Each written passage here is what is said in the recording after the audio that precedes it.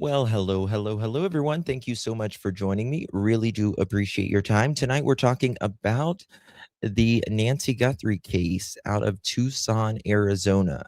What we know about the polygraphs in the Nancy Guthrie case. Also, Savannah Guthrie returns to the Today Show. Eerie video of Nancy Guthrie's last Uber ride. There has been reports that it has been leaked, that video. I haven't seen it yet. Maybe you have, but we got a lot to talk about on the other side of this. I've walked through storms in scars and grace, smile through pain with a painted face. They called me too loud, too much, too strong, but honey, that's the reason I belong. Every scar's a scripture, every tear's a hymn. I found my worth where the light grew dim. They tried to break me, but here's a twist. I turned my pain into a clenched fist. I'm an unbreakable woman, born of fire and pearl. I shine like grace in a reckless world. You can test my faith, you can shake my plan, but I'll rise again. Just watch me stand. Bear with me.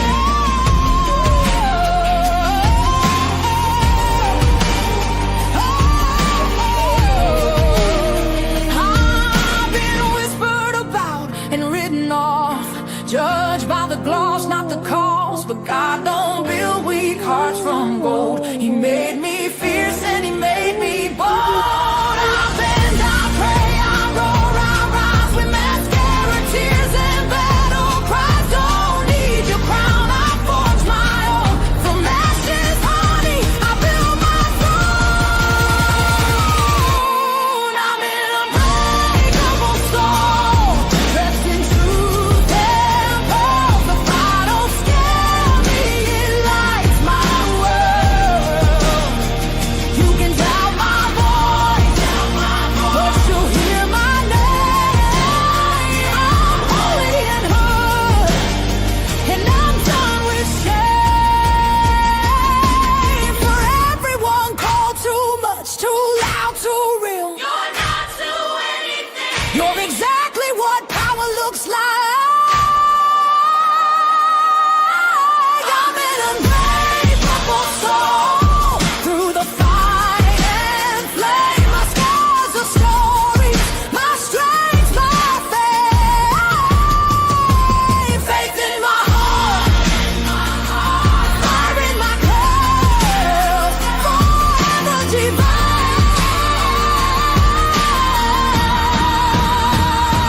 Clutch them pearls. Coming in clutch, better tighten them pearls, dropping cold facts. Got the truth for the world, no smoke, no fluff, just the real that we trust. Hold on to your seat, cause I'm coming in clutch.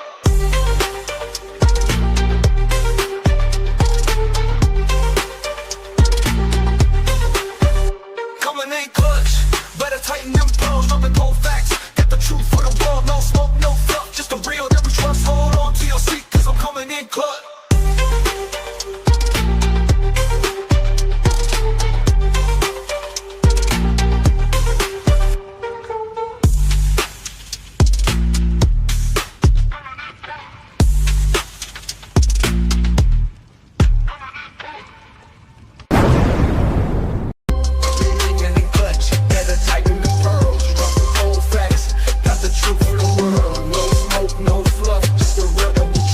Hold on to your seat, cause I'm coming in clutch. Thank you, Stage 3. Good to see you, my friend. Appreciate you. Coming in clutch.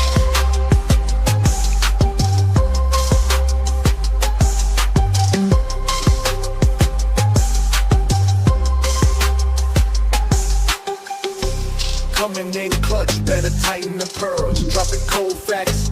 Got the truth for the world, no smoke, no fluff, just the real that we trust. Hold on to your seat, cause I'm coming in clutch.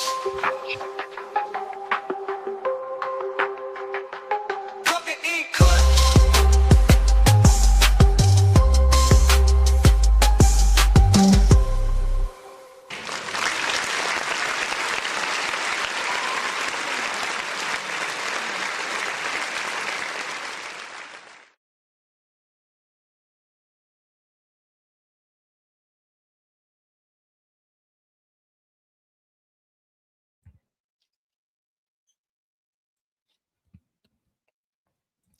Well, hello, hello, hello, everyone. Good to see you all. Really do appreciate your time. You could have chosen to be anywhere on YouTube.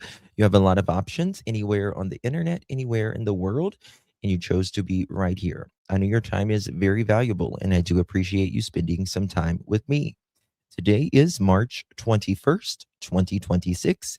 It is currently 8:40 p.m. on the East Coast of the United States. Oh, yeah. Hello, my beautiful pearls. Thank you all so much for joining me. Tonight, we are talking about the Nancy Guthrie case, a lot coming out, and also, she's still not found, though. And where is she? That's truly the $1 million question. Actually, $1.2 million question. And still yet, nothing, nothing makes me believe that it is close. Very, very close to Nancy, wherever she is. Good to see everyone in chat. Before we get started, if you don't mind, please do me a favor for the live chat and for the replay crew. Please hit that thumbs up button. I would be so, so thankful. I know we're always asking you that here, but it is a small little tap and it helps tremendously, so more than you know, or double tap on that screen if you're on the mobile. Also, if you would consider sharing the live out or after the live stream, consider hyping this video. You get 3 hypes a week. If you don't use it, you lose it. It would really, really appreciate that. Good to see everyone in chat. Hello, Grace, Ginger, peace of all. Good to see you. Luck O. Um, Jules Lynn, good to see you, honey. Christy, Starla, good to see you. Grace, hello, darling. Stage 3, thank you so much for that. I really do appreciate you. Thank you so much for your support. I really, really, really appreciate that, my dear. How you doing? Christy, good to see you. Sandwich, hello. Not Lob, Deb, good to see you. Forget Me Not, thank you so much for gifting 5 necklaces. Really do appreciate that. Forget Me Not. You are such an OG here. I love you and adore you, and just so thankful for not only your support, but just being here for such a long time. I really, really do appreciate that, my dear. Good to see you. Susan and Grace, Sherry, good to see you. Ginger, Connie, Jason, good to see you. Casey, Sue, Deb, Leslie, always keeping it real. Who else do we got? Peggy, Tina, Luck O. Good to see you, darling. Anna Banana. Hello, darling. Susan, Robin, Crazy Buck. Good to see you, dear. There's our YouTuber, Starligan. Thank you. Good to see you. Ruby. Hello, darling. Good to see you. Kim. It's me. Good to see you. Teresa. Smiley, Miley, good to see you, hun. Susan. Who else do we got? Bushi, good to see you, honey. Pam, good to see everyone. Hey, Alicia, good to see you, honey. Oh, thank you so much, Anne Marie. Thank you so much, Ellen. Appreciate you guys for gifting Pearl Necklace. If you received that, make sure you guys thank Anne Marie and Forget Me Not. Thank you both so much for your support. Really, really do appreciate that, my dears. Okay, so what has happened in the last 24 hours in this case? Well, a few things that was being reported. It was kind of being reported yesterday that um, about the Uber. We did talk about it yesterday. They said it was nothing too significant that they seen, but there was an outlet. Let me pop this up here in a second. We're going to get to some videos and stuff here in a little bit, but we're going to get with Stylecaster. Eerie video of Nancy Guthrie's last Uber ride leaks. Officials reveal if there is anything irregular with her. There's nothing irregular about it, but it does say leaks, and it just kind of made me wonder: has anyone seen this The video, I mean, it wouldn't like shock me if it leaked or anything like that, but I don't know. Is Justin just frozen with me? I hope not. Am I frozen, guys? From Jump, I was so upset. Yeah. Thank you, Robin. Good to see you. Am I frozen? Okay. I'm okay right now. I don't know. It's been really, really weird the last like 3 weeks or a month. YouTube has so. y- Okay. I'm not. All right. Okay, just making sure. Hey, Deb, good to see you, baby. Thank you so much. You're very supportive. I really appreciate that, my dear. I love you, Justin. This group means a lot. Thank you so much. Love the mods and love my Pearl chat. Thank you for letting me be part of the family. Deb, thank you so much for being part of this family and thank you for your support. Thank you for being here. Thank you for your input, all the above. I really, really do appreciate you, Deb. And everyone who comes in, they're always like, this is the best chat. And I'm like, I know. They really are the best. Thank you, Deb. Appreciate you. Thank you, Carol. Uh, yes, Nano Senator Kelly and Savannah. I don't think Savannah needs to be investigated, in my opinion. I think Savannah is really going through a lot, in my opinion. But that's um, thank you so much, Jason. I appreciate you, my friend. Um, so there's nothing really anything irregular. Now, the polygraphs, I told you guys I spoke about this. Hey, Sense, good to see, honey. Um, I spoke about these polygraphs. Uh, God, it was within the first week of Nancy going missing. I was speaking to someone very close when this happened. And I told you that Tommaso and the family did a polygraph very, very early on in the beginning. And our friends Megan Kelly and oh, what's that? Okay, I got you. All right, Megan Kelly and Ashley Banfield are talking about this polygraph, right? So there's that. Um, yes, Sherry, from what I understand, hey, Word Sleuth, good to see you, Miss Eureka. Hello, seriously, good to see you. And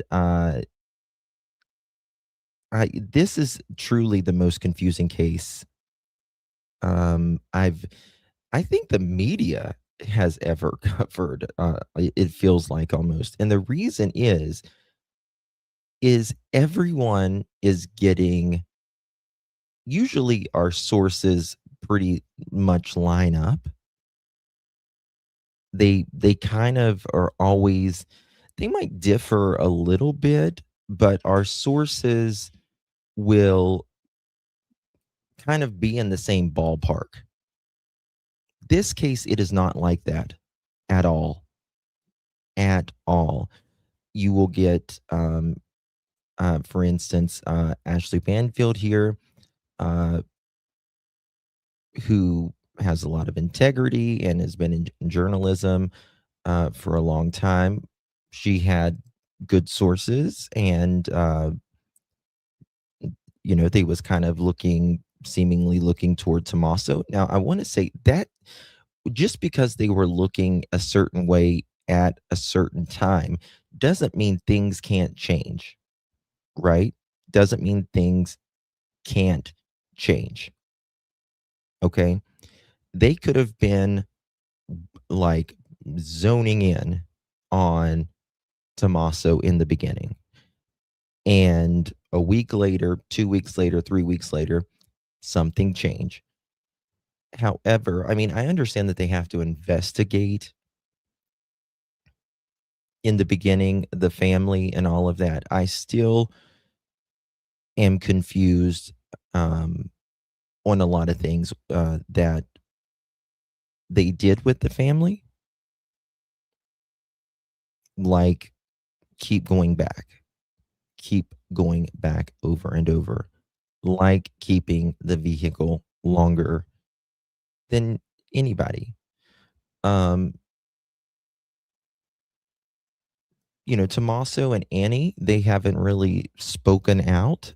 Annie's been part of the videos with Savannah and Cameron, but she hasn't really spoken out, which that doesn't mean anything at the end of the day. It doesn't, but you would just think that she would a little bit. Um, but then you have a whole other um, people with their sources who go in a completely different direction, right? And not only that, again, we talk about Carlos, we talk about the dailies, the FBI was there, and then they left both places whenever we thought we were getting a big, big break. And it was nothing. Savannah has returned back to the Today Show, and today was the first day. Let me show that real quick. Today was the first day that she actually posted something on her Instagram, kind of unreally related since her mother went missing. Um, and, it's just got to be so difficult for, I mean, like, you get it because if you've ever lost someone really close, um, and I think we can all pretty well assume, unless there's this big miracle, that Nancy is probably not alive. Most probably not alive. So sometimes going back to work and staying busy really helps. It really helps. But also, even in the midst of that, there's those unsettling times in that pit of your stomach where you think about your loved one, and just with hers, it just not being resolved and not knowing, see, like, she hasn't been able to lay her mother to rest. Can you imagine? Something horrible happened to Nancy, and she hasn't even got to lay her mother, her sweet 84-year-old mother, who loved her more than anything,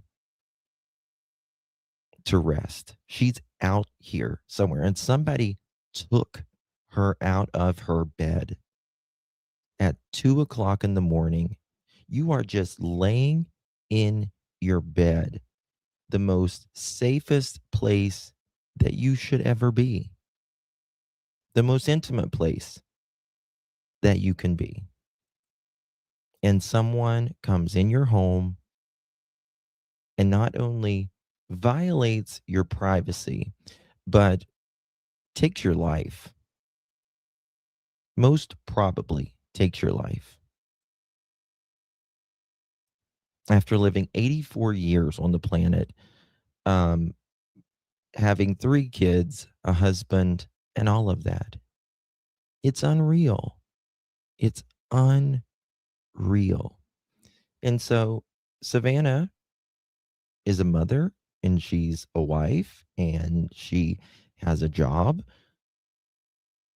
and responsibilities, and you kind of got to go on. But still going on, not having those answers. That's devastating. Mhm.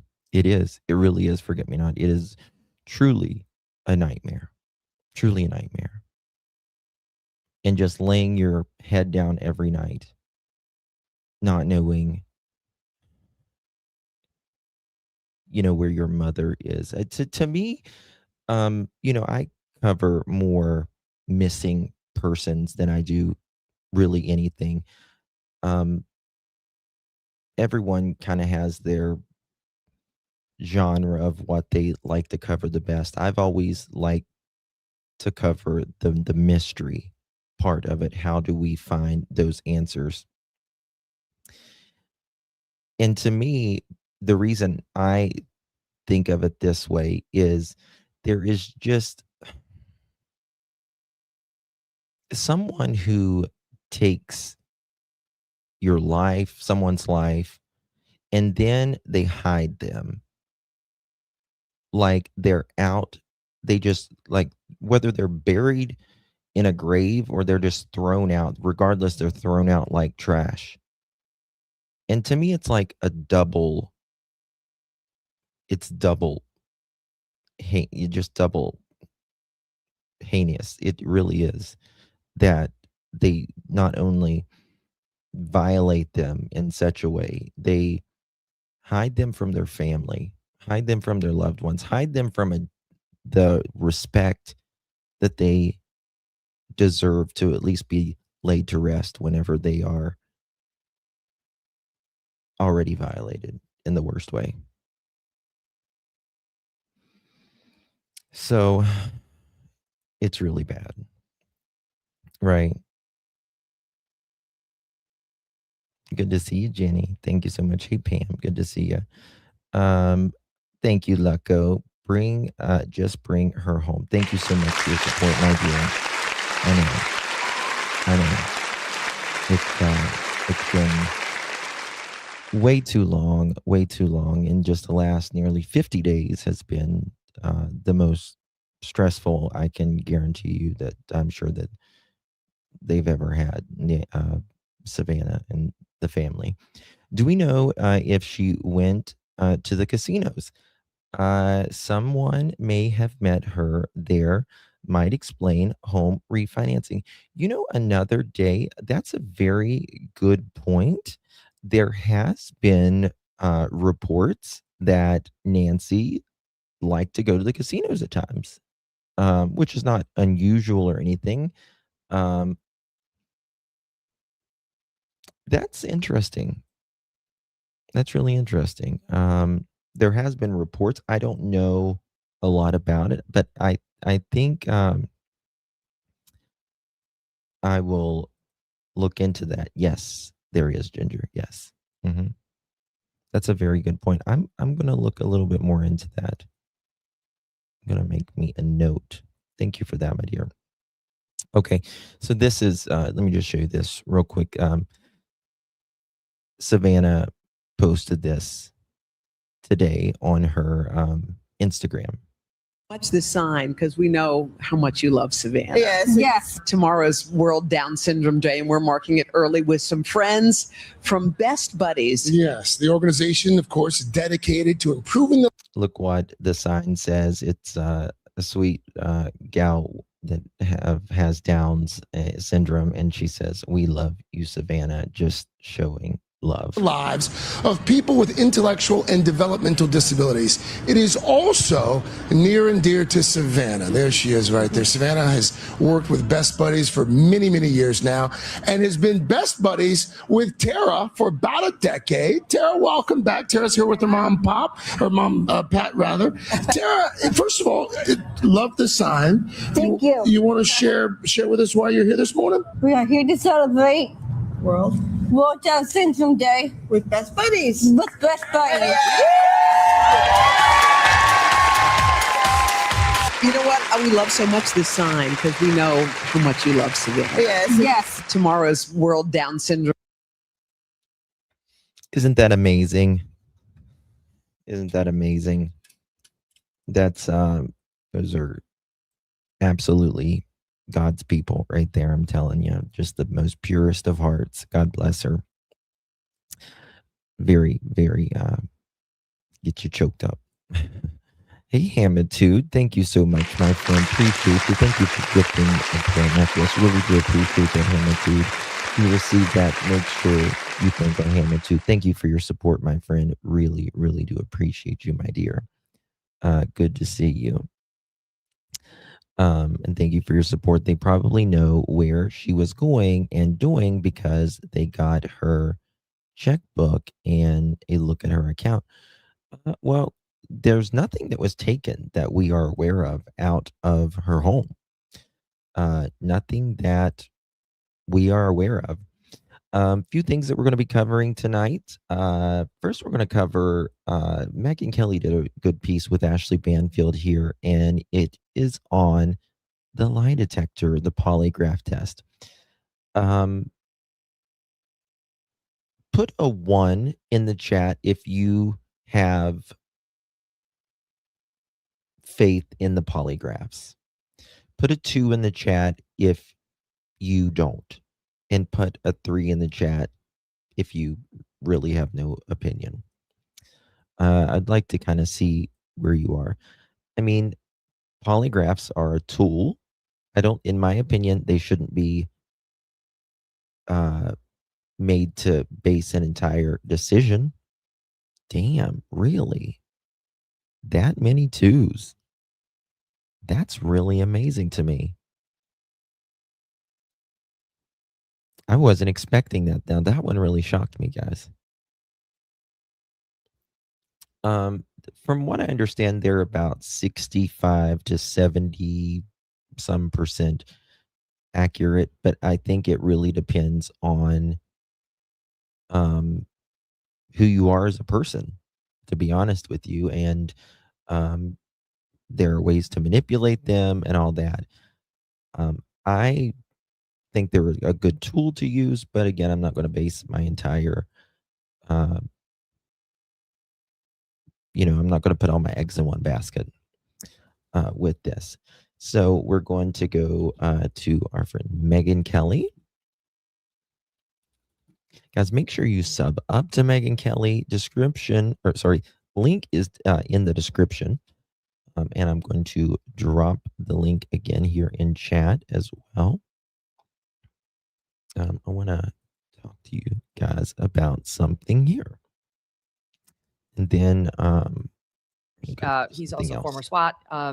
He said he has a boots on the ground source in Arizona who told him there are no suspects and that the family has all passed polygraphs. Quote. Sometimes Ashley, you can just tell on her face like what she's thinking. I think sometimes I know she's really being professional and stuff, but her sources have obviously told her different, and she just starts blinking like, oh, really? With flying colors. So I have that too. Believe it or not, I've got the same. I go a little further on that. My source said, "Yeah, tell me that." And I haven't reported this yet because I'm still trying to put my finger on it. And this was actually I want to say 2.5 weeks ago. My source said that the family was all given polygraphs. They must have been given those polygraphs in the home that they were staying in, the private home they were staying, because they didn't march them into the sheriff's department to do that. And typically those polygraphs aren't given, from what I understand, in the sheriff's department anyway, but they must have taken the gear to the home where they were at. But my source said that they cleared the family based on polygraph tests and voluntarily turning over their electronic devices. And I thought, well, that's odd. That's not typically how you clear somebody. I would turn over any device that I didn't use in a crime. Right. The wording is very interesting on that, don't you think? Voluntarily turning over their electronics. Again, I have no suspicion at all, zero, zilch, nada, ever of Savannah or Cameron, obviously. And I understand that Savannah has been, quote, livid, as end quote, the media reports, because, people have been a lot more suspicious of her sister and Tommaso, but you would think that they would have went ahead and got warrants for their phone regardless. It's just a weird thing to do. And polygraphs, as you know, they're great investigative tools, but you can't use them in court. They don't stand up in court because they're not the kind of technology that is trustworthy as, Well, the other thing is, if I'm Savannah Guthrie And I know very well that my family has been, mentioned as possibly involved in this, and I don't believe they were involved at all. I would make sure I had the best lawyer money could buy for when they came out and sat with my sister and my brother-in-law. And I'm not sure who would have selected the polygrapher. I really don't you don't have to do it. You could say, we'll do it, but it has to be somebody that we find. And probably the cop. Yeah, I mean, you don't listen. Just so you know, in the United States, you have the right, and no matter how much pressure you're under, I just can never stress this enough. I know when you're in like the hot seat, it feels different at the time, but you have the right to speak or not speak.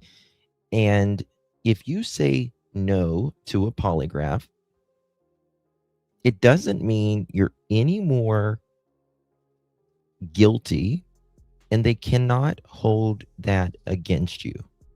Now, you can say, why wouldn't I do a polygraph? I'm absolutely innocent. But I am not sure I'm going to let this machine on how my physiology is that, right then, to determine what they associate. I mean, how I answer the questions right now, to be honest with you. I can't say I wouldn't do it, but I can tell you, always ask for an attorney. If you are guilty, you need an attorney. If you are innocent, you really need an attorney. Okay. Would have said, okay. I feel like Nanos would have been like, that's fine by me. So we actually don't know the specifics of that. Like, the more I think about it, this whole week, I've been wrestling with that news. Like, do I believe in this? Does it change my opinion of whether? And that's exactly right, Holly. She points out that the perpetrator didn't have their phone with them during the crime. So yeah, you can look at my phone. And that's the thing. But if they don't have their phone, is it really going to matter? Maybe not. However, the one thing that it can also show them is that they may have had conversations that could be relevant to Nancy's case 2 weeks prior, a month prior, if someone was even hired or whatever, right? So it could help with that as well. Hey, Miss Michelle, thank you so very much, my friend. Good to see you. I don't think Tommaso is guilty. He looked same height as Savannah in video. Justin, what do you think? I can tell you that I would bet 100% that this is not Tommaso. I would bet that 100% this is not Tommaso. But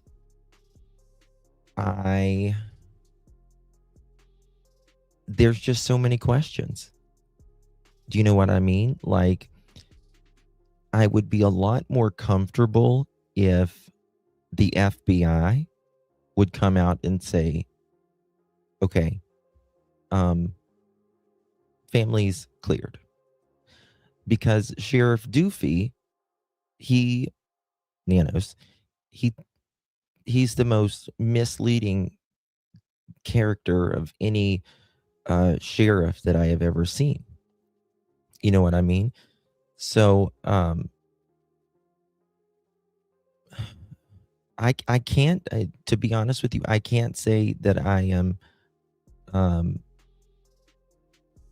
I won't say that they're involved in any way, shape, or form, but I also can't say the other as well.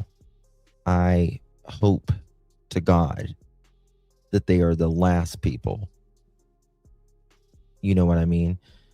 But for me, the questions are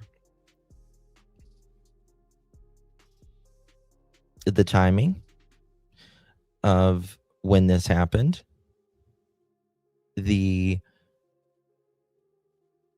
going forensics in their house multiple times,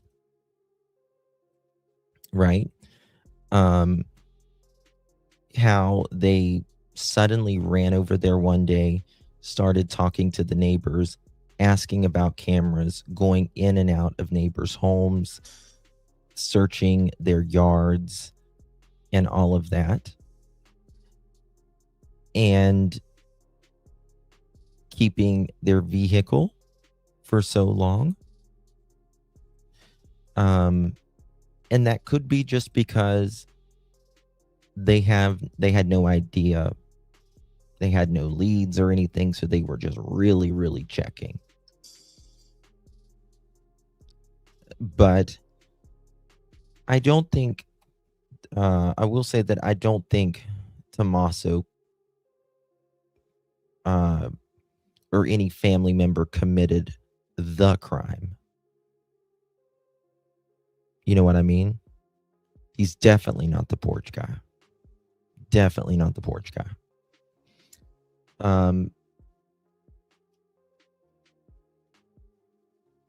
But there has been, there was a lot of interesting things that happened. It appeared last year, that they were, they bought. I don't know. It's really weird. That's the problem with this case, right? Because I just talked about all the things I mentioned, and then again, you have Carlos, and then you have the Dailies, and it just, I mean, the only thing I could think of why there's these three separate,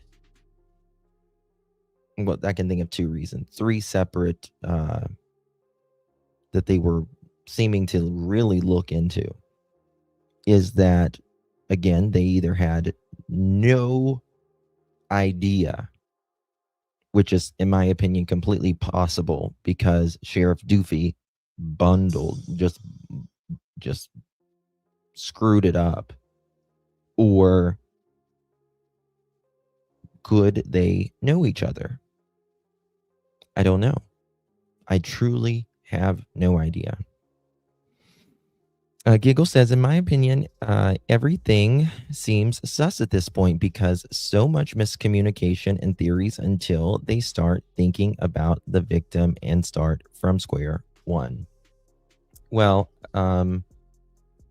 I think we would have been a hell of a lot further down the road if this sheriff had truly worked with the FBI on day one, let them do the lab work, let them take over. He had his brother die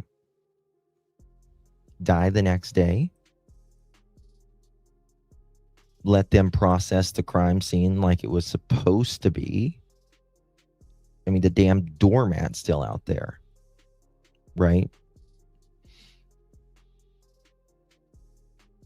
And like the first 3 weeks, he was just essentially, allegedly, giving the FBI the cold shoulder.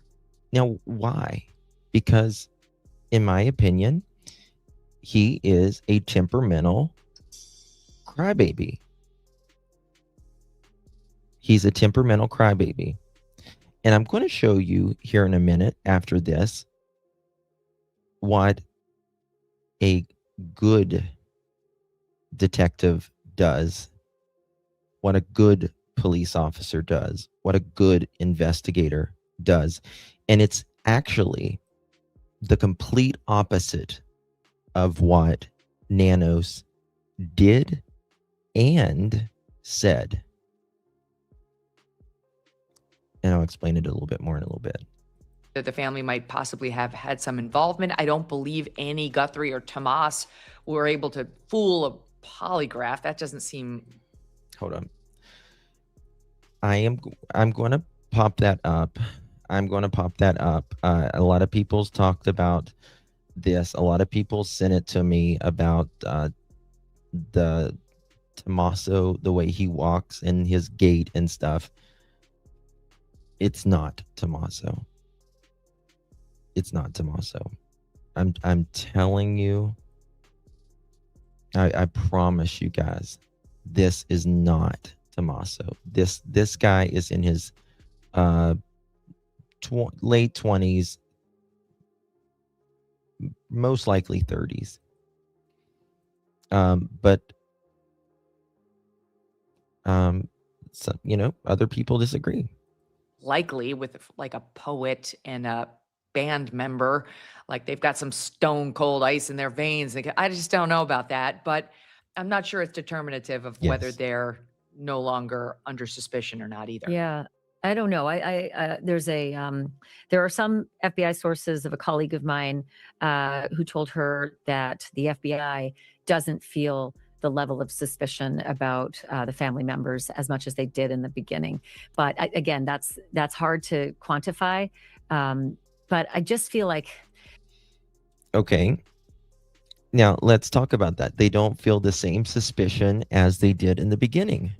What does that mean? Right? And Ashley's right. How do you quantify that? But what would have changed that? Was it their phones? Was it the polygraph? Was it something else? Who knows? Hey, Deb, thank you so much, my friend. Really do appreciate your support. Justin, I believe the perp was hired for the hit as he made no dollar from the abduction. The real question, who benefited from this? Follow the money. I agree. I think this is... I would be surprised if this guy is the main guy. I would be surprised. I feel like he was the help, just my opinion, based upon his behavior in the video. Doesn't seem like he was the one that planned this. The planner generally is the one that's doing the quick actions. They're going there, they're on a mission. This guy seems like, yeah, I'm helping out kind of thing. But again, you're right. Who benefits from this? Who would benefit? I say it every single live, and I'll continue saying it. Who benefits from an 84-year-old dying and can't allow her to live any longer? You are either so angry, so pissed, so vengeful, or this is going to help you financially. Because again, statistically, she's 84 years old. She just turned 84 years old. Statistically, she's not going to live a year. She might live another 10 years, but statistically, you're not going to live another year being 84 years old. I know that sounds a little harsh, but it's statistically true. So, who was it? if you were so gung-ho in the early part of the investigation about this family, Thank you, Deb. to the Appreciate extent you. that you did the things you did, and then halfway through the investigation, you wanted to clear them, then clear them. And not only clear them, say, in my opinion, why you cleared them. So the public will leave it be. Leave it be, right? If they are clear, you can say how you ruled them out, and it's not going to affect Nancy's case. We ruled them out based upon polygraphs, surveillance, their phones, the electronics. And say that. Say they're cleared and how you came to that. Please. So if they are clear, like you say they are, so everyone can move the hell on, shut up about it, and let's go on. Onward and upward. Right?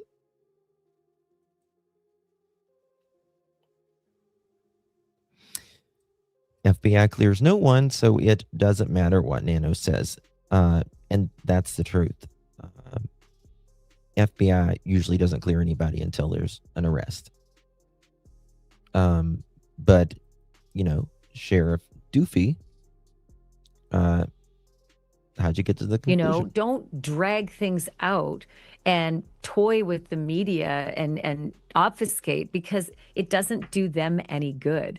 And so it seems that Sheriff Nanos has had, a special place in his heart for the Guthrie family. He even said as much as, and I'll paraphrase here, like, Savannah's Tucson's daughter, and we love this family, which I also thought, look, that's fine if you feel that way, but you got a job to do. You have a job to do. And in the beginning of an investigation like that, in any missing persons investigation, you have to start with the family. It's just 101. As sad and as difficult as it is, it's 101. You've got a job to do. So you shouldn't be making those kinds of comments. You should. She's absolutely right. And it does seem like he is really close with the family. I wonder if Nanos knew Nancy.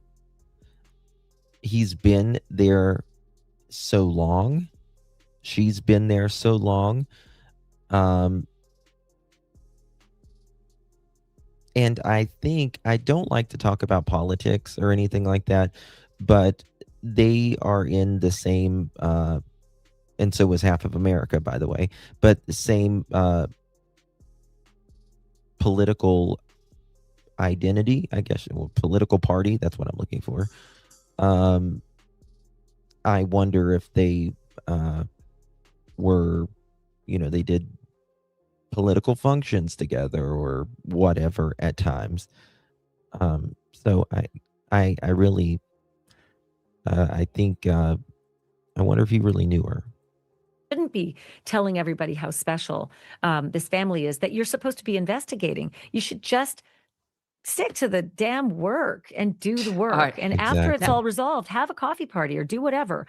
But in the meantime, that doesn't give people a lot of faith in your focus on this. No one has faith. I know you have to run, so I just want to ask you two quick questions if you can spare the time. Number one, quickly, do you think this case will be solved? So I do. I actually really do. Like you and I were just talking about, this guy is not Mensa. He's done some things and it will trip him up. Whether we are going to ever find Nancy is a different question. I'm not 100% sure about that. Given the Woodrum case and what I learned in the Woodrum case, it was very disheartening in that regard. And for that, my heart breaks for the Guthrie family. But I do think like I said, it took 7 months to get Nancy Woodrum's killer. And I do think that with the full weight of the US government and the technology and the bungling nature of this guy, yeah, I do think we're going to find him. Doug and I, every day I love Zach Peter. He's been commenting on this case online. I've had him on the program. He's very funny, but he's been helping draw attention to this. And he keeps saying, where's the lady? They never found the lady, and it's like, Doug and I say that to each other, where's the lady? Like, it's just a short form way of keeping her in our thoughts. They have to find the lady. They have to. Like, America has become obsessed with finding this particular lady for a. Yes. And Ashley's right. They may find the person or persons, but will they find Nancy? I pray to God. Bunch of reasons, and I just feel like if they can get the perp, the odds go way up of finding the lady, of finding poor Nancy. Maybe they cut a deal, maybe they shave something off the punishment, but we've got to find Nancy. All right, the last thing I want to ask you has death about. penalty, right? Arizona has death penalty, so they got that's something to something you bargain can with. dangle. You can dangle death penalty and say, you give us the location, because not every day do you get the guy who came in and just coughed up every detail about the Nancy Woodrum, murder. Last but not least, Ashley, Savannah's got to return to the NBC set soon. And the reports are that they're having lots of meetings, of course, as they would at NBC. They have 10 meetings for everything. How should it be orchestrated? How do they make it easy for Savannah? How do they make it easy for an audience that now is looking at Savannah as a crime victim primarily to start to see her again as a news anchor?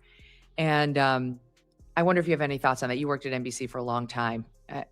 I have to ask you because you and I talked about this before together on the air. NBC is not super chummy and always a family and so nice and so good to everybody. There are all sorts of cutthroat dynamics that will be going on behind the scenes, even though this is a Savannah Guthrie case, even though this is her mother, even though there's a bunch of empathy for Savannah. Like, I'm sorry, but network news is just a toxic stew. And the nastiness toward you by Katie Couric Cutthroat. made national news. She wrote about it in her book, how she did not want to help you. Sorry. I just like, it's just relevant because I've been trying to tell the audience, you're Damn. going to be manipulated by the producers at NBC. They're working on it right now.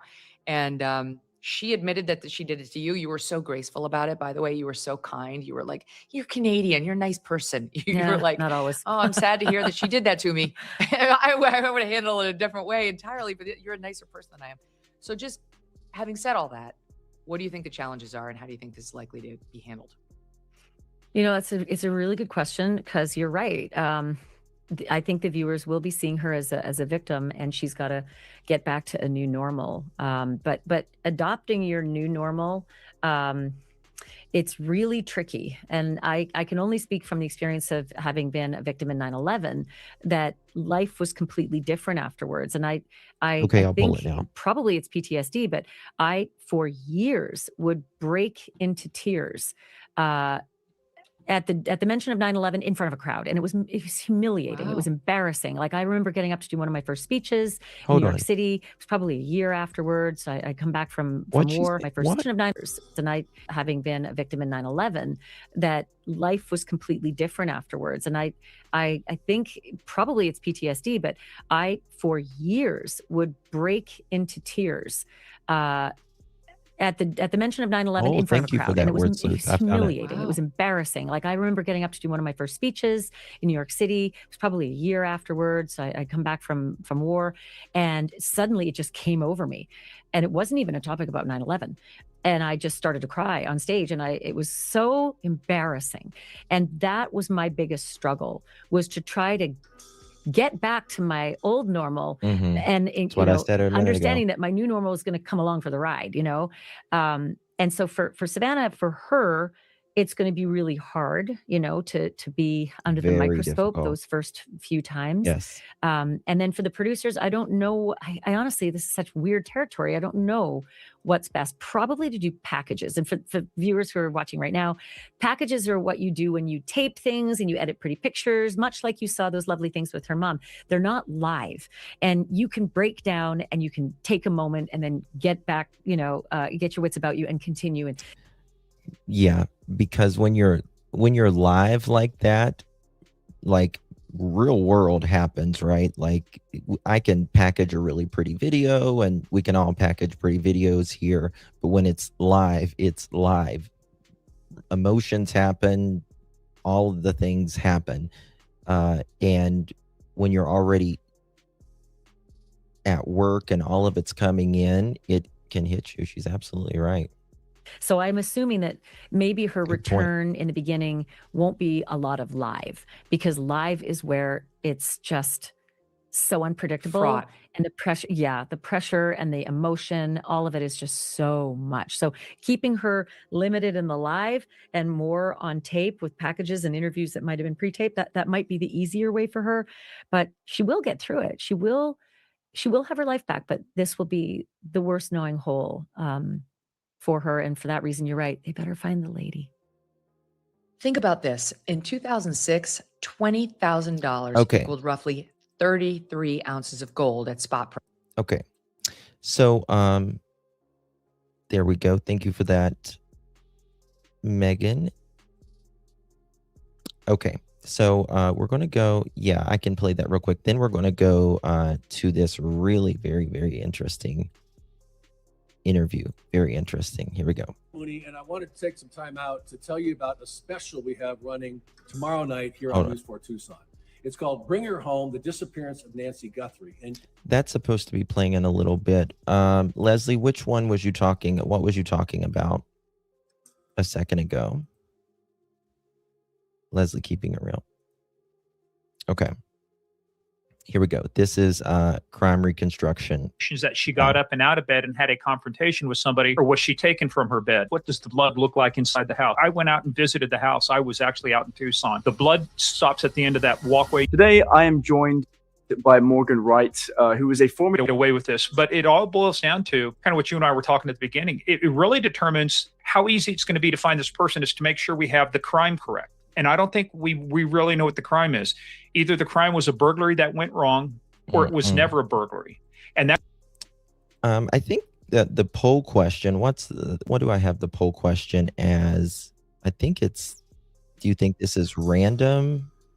Does this case feel random or intentional to you? In the one chat, 83% says intentional, 9% says random, 7% says something else. That's going to determine the type of people you look for, the type of suspects, different skill sets, if you follow what I'm saying.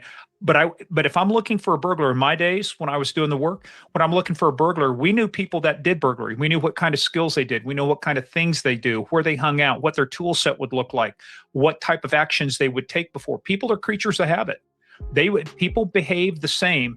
The 9/11 hijackers, the 7705 train bombings, Lashkar-e-Taiba, the attackers in Mumbai, everybody, even terrorists, follow what we call the terrorism planning cycle.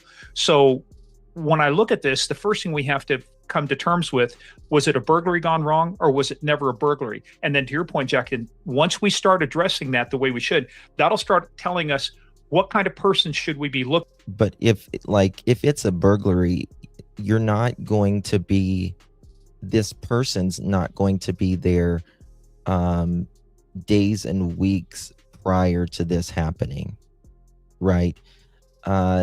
This guy in the photo, right? Even though he does kind of look unprepared, he is prepared. He has the mask on. He has a backpack. He is double gloved. He has a pew-pew between his legs. He looks like he's got multiple layers of clothing on. If he was there prior to Nancy, maybe the 11th, maybe the 24th, maybe even 10 a.m. on the 31st. This is as planned as it gets, in my opinion. For, because somebody who does targeted kidnappings and targeted abductions is a different skill set and a different methodology and a different tradecraft than somebody who's only there to commit burglary. We had a former FBI special agent on, Jen Coffindaffer, a couple weeks ago, who gave us a play-by-play of how the criminals that did this entered the house and the kind of methodology they used. It seemed that she was intimating that more than one person was involved, that this was not a burglary gone wrong, and that there was even perhaps entry from the back door.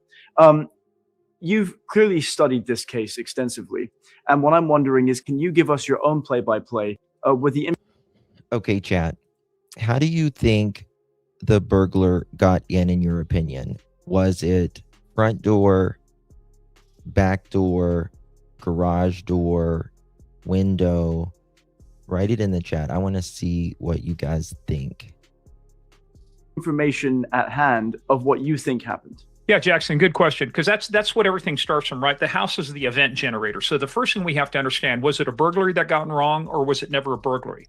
And then when I'm looking at this, if I'm showing up to the scene, then I look for a burglary. If it's a burglary that's gone wrong, then the biggest question you have to ask, because remember, humans don't behave better under stress. They behave worse under stress. You shoot worse, you drive worse, you run worse. When you think about this, somebody who enters a house whose intention was burglary, their intention was theft, what conditions had to exist inside the house for a burglar to think that kidnapping somebody and taking them out of the house was less risky than just fleeing?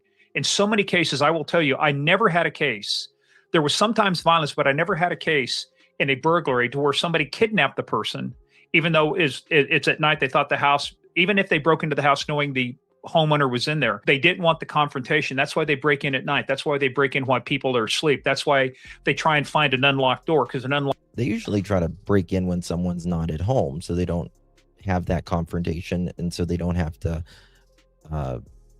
potentially fight someone or be unalived. You don't want someone with a pew-pew barreling down at you either. Locked door is easier to get into than breaking out the glass. I look at that and I say, what are the indicators that would tell you that it was a burglary gone wrong? Well, then you'd have to look at signals of theft. Were items staged inside the house to be taken?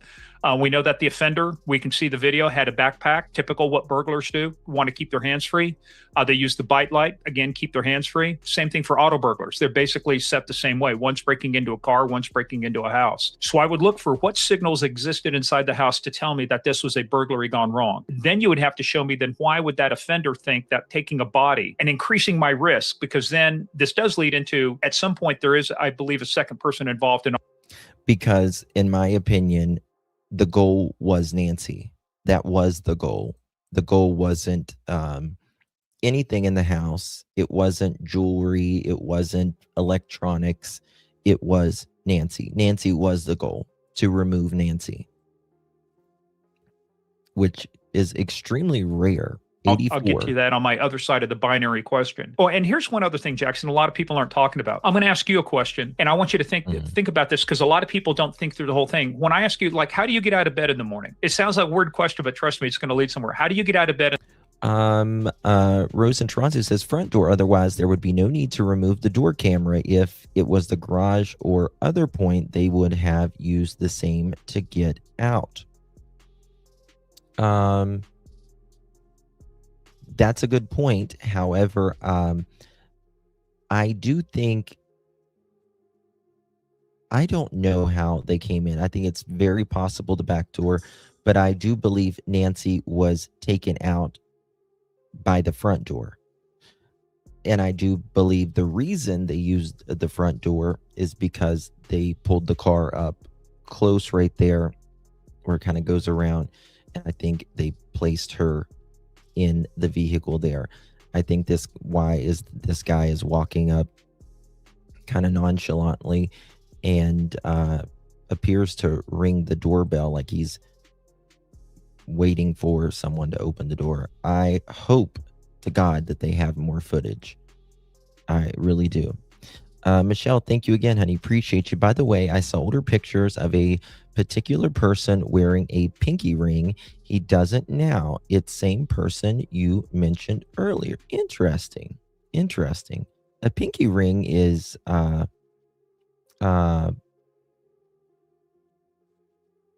it's something that a lot of men don't wear. Some men do, right? But I think it's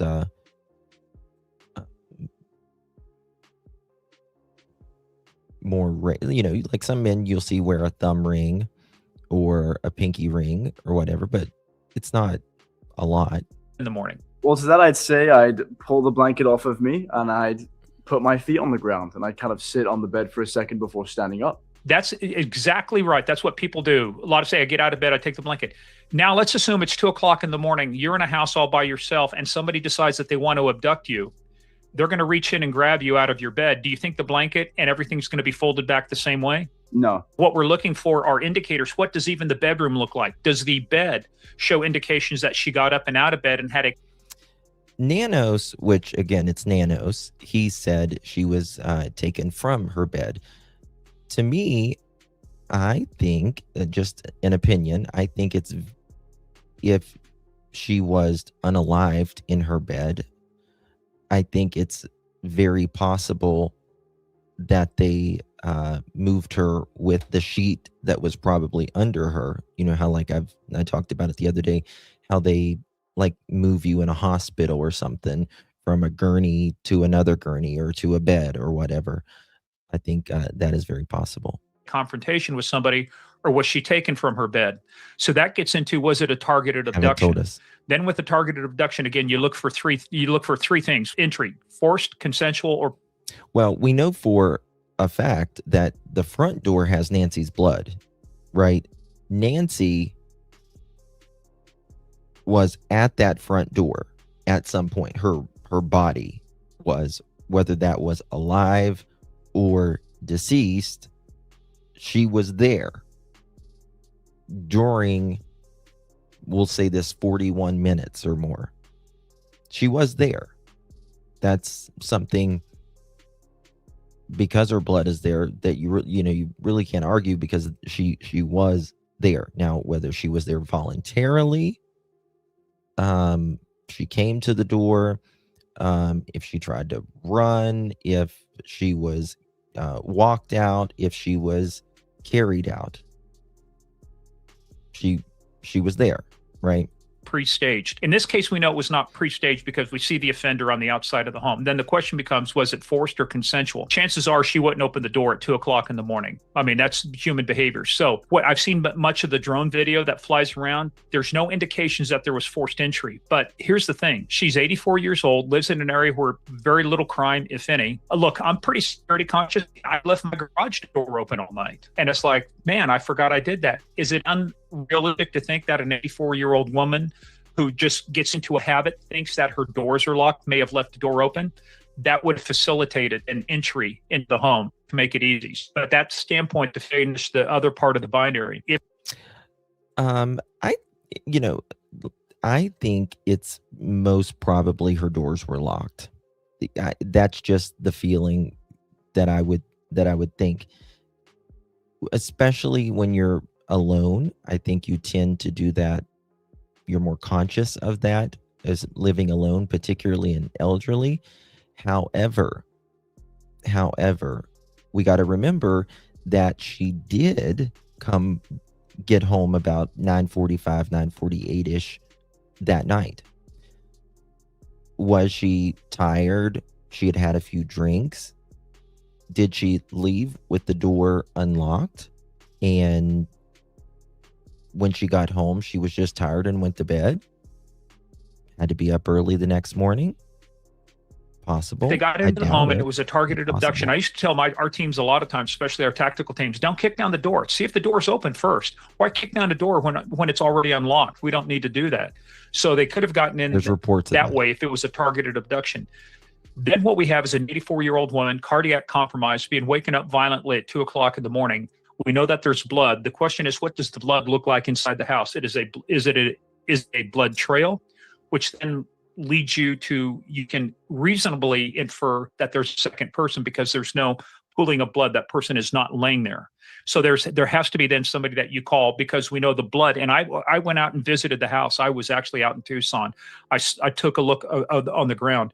The blood stops at the end of that walkway. You come down a set of steps, come out to the driveway. Mm-hmm. It ends right there. So it seems likely that this is a targeted abduction, because how unlikely is it? We know from the timeline at 2:12 was when there was a motion inside the house, is what they're saying, according to the sheriff's timeline. 2:28, her pacemaker did not ping. So we have a 16-minute window. In 16 minutes, somebody who was there to commit burglary instead decides, I'm going to kidnap somebody, and now has to arrange all of the infrastructure, the transportation, the logistics, get somebody to come over.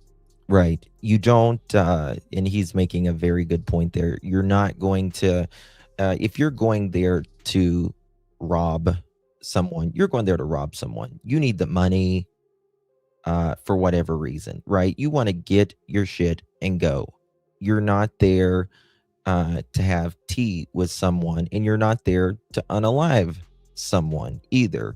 That creates a whole new set of circumstances that you did not plan for, and you probably don't want to go to prison for that. It's much easier to go to jail for robbery than it is homicide. So within that 16 minutes, it's very interesting. That becomes less tenuous. If the only thing supporting that pillar is narrative, once you take the narrative away, does that structural beam still stand? No. So over time, I started with the binary. I'm leading more and more towards it's a targeted abduction that went wrong.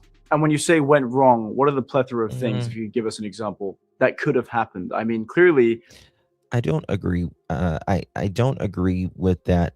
I think this was a targeted abduction. But I mean, it could have been a targeted abduction that went wrong and just, they tried to get the money anyways. But to me, I just feel, in my opinion, based upon all we've covered and all we know, that the goal was Nancy. And you could say the goal was her alive. I don't feel that way. I don't feel that way. To me, regardless, they would have taken the medicine. If they wanted her to seem alive, they would have taken her medicine, right? You would think they wouldn't want to leave blood everywhere as well. I think the goal was Nancy, and it wasn't her alive. Tia, thank you so much, my love. 4 months. You are a legend, girl. Appreciate you. If video wasn't caller, they would be further, in my opinion. Tia, very interesting. You mentioned that. Thank you so much for 4 months. Really do appreciate that. We are going to go over here in just a minute what the infrared and how you can tell more likely what the colors is, how it obviously it's black and white and gray, everything, but we're going to go a little bit into that. So that's very interesting you mentioned that. Thank you so much, my dear. Appreciate you. Like you said, she had pre-existing health issues, right? So it could have been respiratory failure, heart failure, or maybe it was something that the abductors did to her. What goes through your mind when you think this could have gone wrong? What we know for a fact is that it's Nancy Guthrie's blood. We don't know how the blood got there. We don't know the mechanism of injury. So we don't know, did she cut herself on the way out of the bedroom? Was she assaulted? But in any event, you have an 84-year-old woman with a cardiac condition, woken up, I would say, violently at 2 o'clock in the morning, taken from her home. So there's control on the other side. So when I look at that, here's my concern. I know a lot of people that, and trust, I get that everybody says, well, we hope she's still alive. They acted as though it's a missing person. But at some point, I started saying the quiet part out loud because it informs how you do your investigation. It informs what the public thinks. In fact, with you guys, you're reporting on it. What the public is told is the way they perceive the case. There's things you go through. You go through things that are known. You go through things that are inferred. You go through things that are assumed, right? We have to be, and then amplified. The media amplifies. We take what is known, then we infer something, then we assume it's true, and then the media amplifies it. If the media, and not saying that they're doing it intentionally, but if you amplify something that's incorrect, now I'm looking for a missing person. What I said was we should start treating this as a no-body homicide because that changes your search tactics. Yes. Yeah. And it's interesting. Again, I think Sheriff Nanos failed because he didn't really use any canines for searching for Nancy, and there wasn't a lot of searches for her in general either. And then it makes you wonder, the United Cajun Navy came out, offered to help Nanos at no charge to him, and he rejected. Why? Because regardless, Nancy needs to be found, right? If this is a homicide or not, she needs to be found. Why is he rejecting this? Why hasn't there been canines? Why hasn't there been much searching? That changes what you communicate to the public. I have no information other than just experience, but just reasoning it out to say that the reason that we haven't caught anybody, it's because these two actors, if Nancy died within a short amount of time of when she was taken control of, they would have realized that it was less risky to dispose of the body. Now, we're not looking for a concealed clandestine gravesite. It's very hard. I've been out in that area, the part of the desert. It's very tough to dig. So we're looking for a body dump, an open gravesite, or we're looking for a concealed gravesite.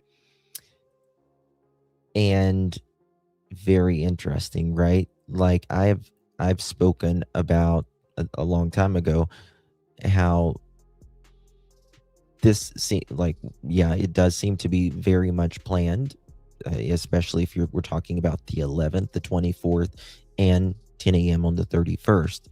If even one of these is one of the perpetrators or the person who did this to Nancy, seems very planned.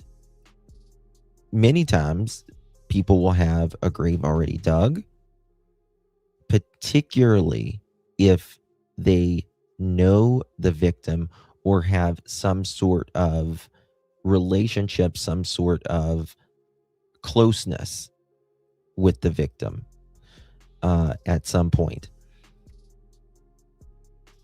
He says that the ground is very hard out there, so that makes it even more interesting, right? Because after doing a crime like this, whether you did it alone or had help, it's a lot of energy, it's a lot of exertion. So digging a grave after committing a crime like this, number one, takes time. It opens you up to more risk. So is Nancy, did they put her in a grave? Are they concealing her in some way, or did they dump her? But the other thing too, I would just leave with you, Jackson, think about this, that the reward now is up to what, 1.2, $1.3 million. Mhm. I'm telling you right now, you and I just met, but I would dime you out for $50,000. You know, you can now you put 1.2 million on the table. If that doesn't move the needle, what does that tell you? I would say it's a very small group of people, no less than one. And I'd say no more, obviously no less than one, but no more than two involved in this, because if one person knows a secret and they tell somebody, it's no longer a secret. So I would say no more than two people involved, because 1.2 million hasn't moved the needle yet. Interesting. So you think it's no more than two people, and it almost sounds like what you're intimating is that, you know, and what actually Savannah has intimated herself on social media is that Nancy is unfortunately no longer with us. So it's obviously, the prospect of it being a homicide is obviously very tragic. Nope. Nope. I've worked in 3 different funeral homes, and I have done so many cremations. I can't even tell you. People always talk about cremations in these cases. The cremation is just not plausible. It's almost near impossible. The things that have to go on for a cremation to occur, you would have to be, first of all, in with like a funeral home. You would have to be, every employee would have to be in with it. And not only that, the state, with the crematorium itself, it's not just a fire pit. It's very much computerized. Even the doors are computerized. With the weight of the person, and because there is, people don't think about this, but there is, what's the word I'm looking for? The pollution. When we cremate, there is pollution. And so I think it's the EPA, they regulate with logs and everything. It's no, doesn't happen.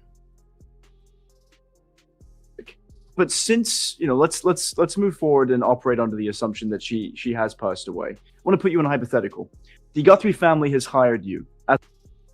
He didn't buy a crematorium. He bought a burn cage.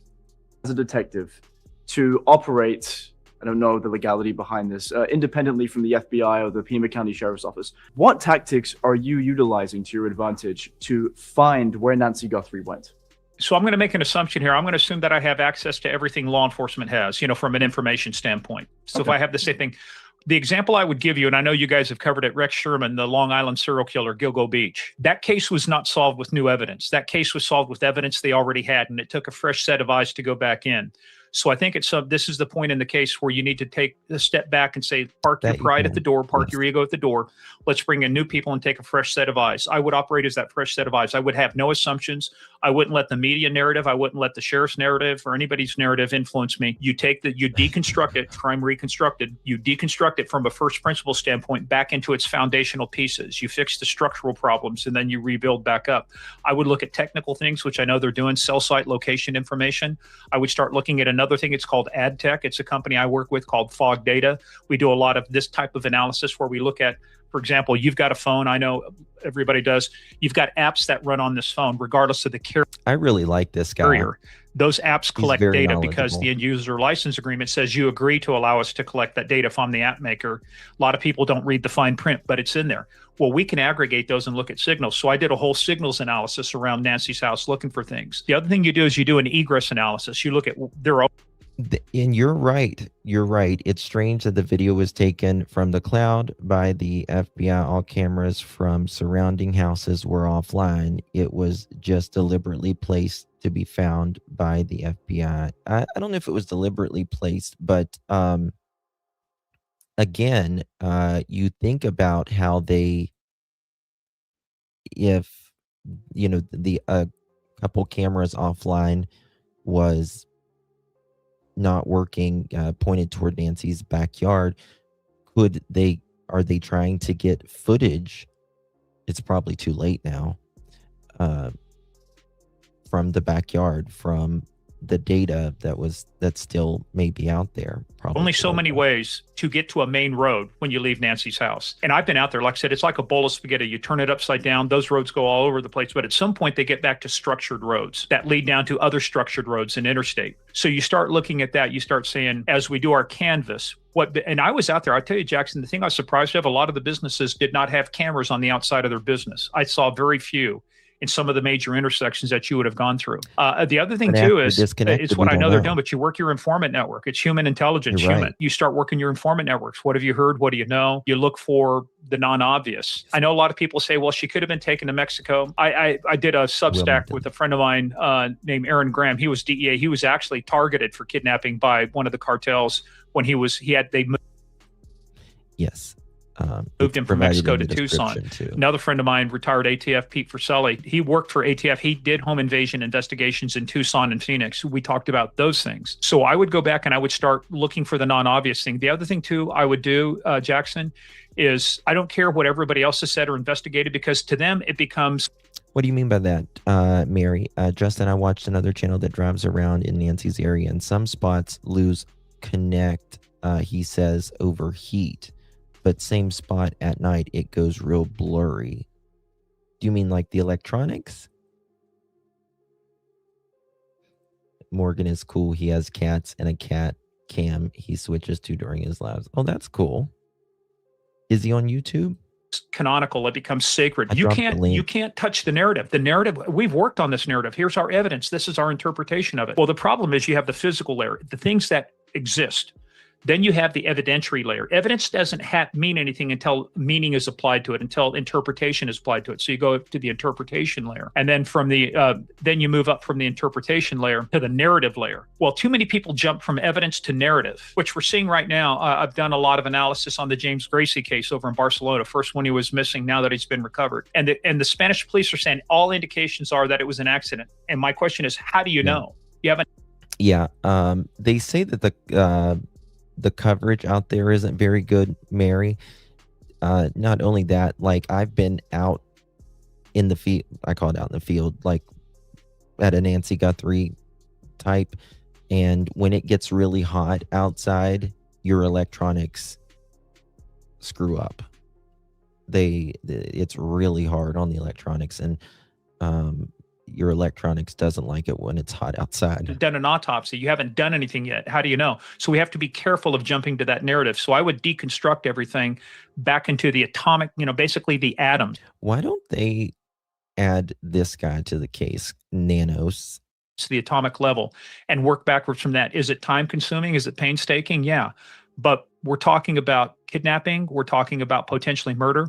These are the most serious crimes you can commit in a society, and you need to be dedicated to doing that. Mm-hmm. So I would bring everything to bear. There's forensic analysis, there's cell site analysis, there's ad tech, but just what we used to call Goya code. I was taught by some of the original members of the FBI's behavioral science unit. They called it Goya code. Get off your ass, knock on doors. Sometimes it's just shoe leather. Sometimes you got to go out and just knock on doors. I like that, Goyaka. Get off your ass and knock on doors. Yeah. And do follow-up. So I can't promise you that would get results, but what can I tell you? If I were going to do this, I would start, and I wouldn't listen to what anybody else's assumptions were. I'd bring in a team, I'd isolate them, and I'd work the evidence from the ground up and go back and take nothing for granted. I don't care what your assumptions were. We disregard everything. We rebuild the case from the ground up. And that's in my opinion, they need, number one, they need fresh eyes, right? They need Nanos out of there, and they need to literally start over. Like he's saying, forget everything they thought that they knew and start from scratch. Start at the beginning like it just happened. I did that. That's how I would approach it. I want to go back to something that you said that piqued my interest. There were a variety AI can't help you because you can't create the data. And that's the problem with hallucinations with AI. But what it can do is that if you can compile a large corpus, put all the information in one, you can't connect the dots unless you collect the dots, and the dots all have to be in one place. And that's the premise behind the National Center for Open and Unsolved Cases. I would say it's, you put the police and the public on a single platform, put all the dots in one place, connect the dots. AI can help with that. AI can help with non-obvious relationships. AI can help and here's the biggest thing about AI though, Jackson. AI has to have guardrails too. You just cannot say, hey, ChatGPT, who killed Nancy Guthrie or who abducted her? You can't do that, right? So we actually, and one of the things we teach at the National Center, and one of our law enforcement liaisons, I teach I think he just really likes what he does, and he's a good thinker, and he developing the rest of the course right now, but it's called structured prompts and AI for criminal investigations. It's how do you use structured prompts so that you can take advantage of. You speak fast. I speak slow. I'm Southern, so I talk real slow. Open source. I do this on fugitive cases for the U.S. Marshals. One of our law enforcement liaisons just worked with the Texas Rangers on one of their cases, gave them 19 pages of information they did not know exist because we used a structured prompt. So there are a lot of creative ways that we can use technology. You have to define what you want out of it first. You cannot just say, hey, Claude, hey, Grok, go do this. Context. What's the role that you're assuming? Are you an analyst? Are you an investigator? Are you a reporter? Make sure that it asks you questions to clarify and deepen the understanding of what the task is, and then give it a task. I want you to produce a report. The structured prompt just for homicide investigations that I use is 2 pages long. That's not actually a long prompt considering some of the others, but it's long enough that it does what we need it to do. So that's the danger with AI. It has a lot of promise, but it is not a silver bullet. It has to be constrained. It's a weapon, but it has to be pointed in the correct direction, given the constraints that it operates under. And then anything that you do, you have to double check it. But it can look through 10 million lines of code in seconds to where it would take me days or weeks. So that's the advantage. It's speed and accelerating the momentum of the case. Morgan, you've been absolutely fantastic. Thank you so much. I have one more question for you. Do you ever see this case getting solved? There's 2 things. There's cases. Yeah, I think this is pre-recorded. And this guy's just like asking a question and he's just answering it. It's not like actually that are closed and cases that are resolved. I don't think this case will ever, because you can close a case without resolving all the major issues. We've done that on homicides before, where they do it with fugitives. I mean, 100 years later, pretty sure the guy's dead. So you can close the case, but you haven't resolved the structural issues in it. This case, I think all the information they need to solve the case is in their possession. All the information we needed to solve the DC sniper was in our possession. I did a whole briefing to the FBI on that. Do I think it? I can't tell you. What I can tell you is that they have to continue to take the steps. If the case is solved, I think it's going to come down to a lucky break. Sometimes you need luck. Sometimes I'd rather be lucky than good, as they say. Sometimes you need a citizen that overhears. Time. The other thing too, we found with unsolved homicides that have gone on for 10, 15 years, a fraternity brother of mine retired as a Cincinnati detective, but before he did, they went back and solved a 44-year-old case of the only unsolved officer killed in Cincinnati. And they did it because they went back and they just did interviews, and the family members said, oh, you're here because my dad killed that cop with a 38, which was exactly it. They were able to at that point not only close the case but resolve the case. They couldn't prosecute him because he was dead. It is kind of a roundabout answer, but these are the toughest things to answer. Do I want it solved? Yeah. Will it be solved? Not up to me. It's up to the evidence. It's up to the people. It's up to the perpetrators maybe making a mistake, information getting out. But that's why you have to maintain persistence. That's why you have to keep following up on this. Sometimes uncertainty, you have to accept uncertainty. Okay, put a 1 in the chat if you think this will be solved. Put a 2 in the chat if you think it will not be solved. 1 if you do. 2 if you don't think it will be solved. Yeah, we was watching him yesterday, Sassy. Yeah. 1 1 2 1 2 1 2 1 2 1 1 1 1 2 2 2 2 1 1 1 2 1 2 1 1 2 1 1 1 2 2 2 2 1 2. So it's like 50-50. Y'all are blowing me away today. I thought it would go like heavily one way or the other. I love you guys, independent thinkers. I love that. Y'all are amazing. Okay. So they, oh my God, look at this. Let me show you something just real quick that's funny. Let me show you the ad I just got because I had a Corvette up here and I've been talking about Sheriff Doofy's Corvette. Look at that Corvette ad. Corvette ad. Come on now. That's crazy. All right. So people want to talk about this. You guys have sent me this like crazy. Monk's Intrigue, which is not a channel I'm not familiar with. I just subbed to them. And I'll drop it in chat or in the description here. Here we go. Give me a second. Because I don't agree with, but a lot of you guys do. And I love the independent thinking. Which is what we should all think with our own heads. Here we go. Monk's Intrigue. All right.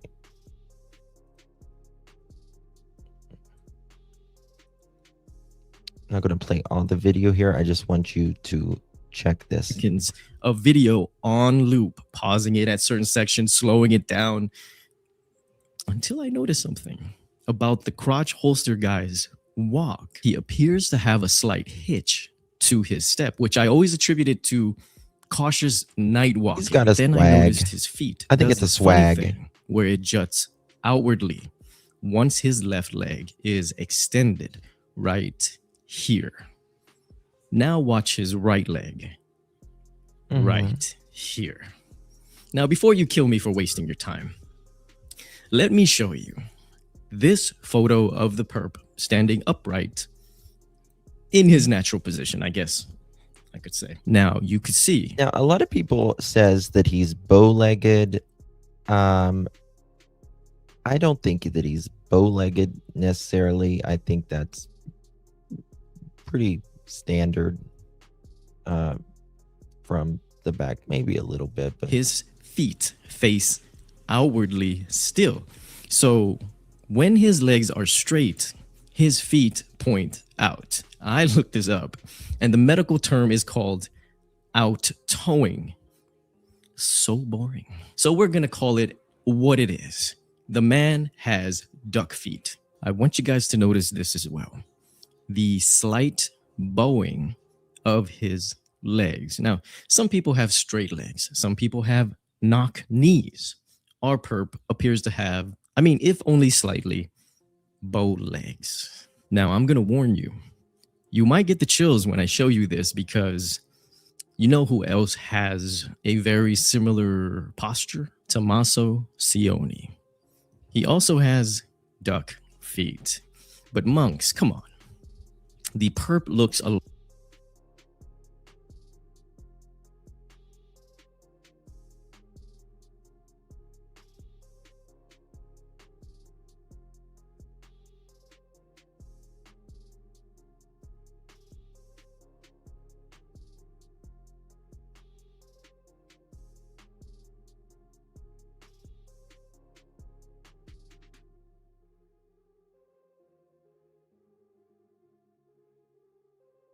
Sorry, I was muted. I apologize. What do you guys think? I disagree, but do you guys agree with him?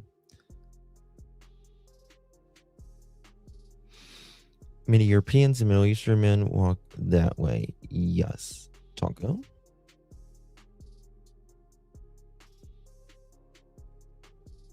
Can you see me?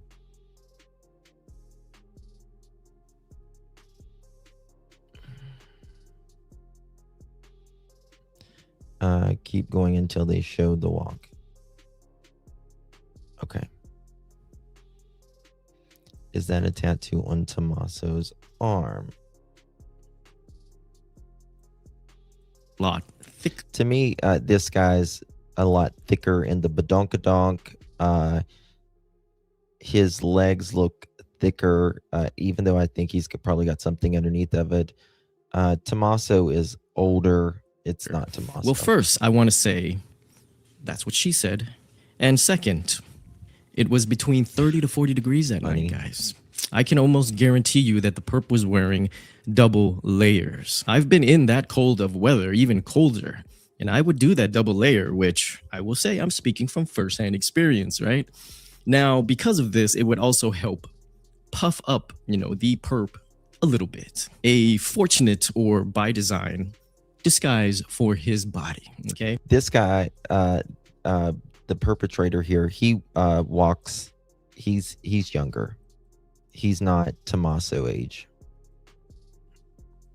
Now, don't ask me how, but sometimes we remember the most obscure, useless information. So for some reason, I recall somebody saying early on, it was either Banfield, maybe it was Megyn Kelly, but when the perp turned around on the Nest camera footage, some lady said, "Now look at his mud butt." Now, I admit, my childish humor thought that was funny. Maybe that's why I remembered it. But I also remember thinking from the very beginning upon seeing, the crotch holster guy, that he had double layers on. In the beginning, that was not even...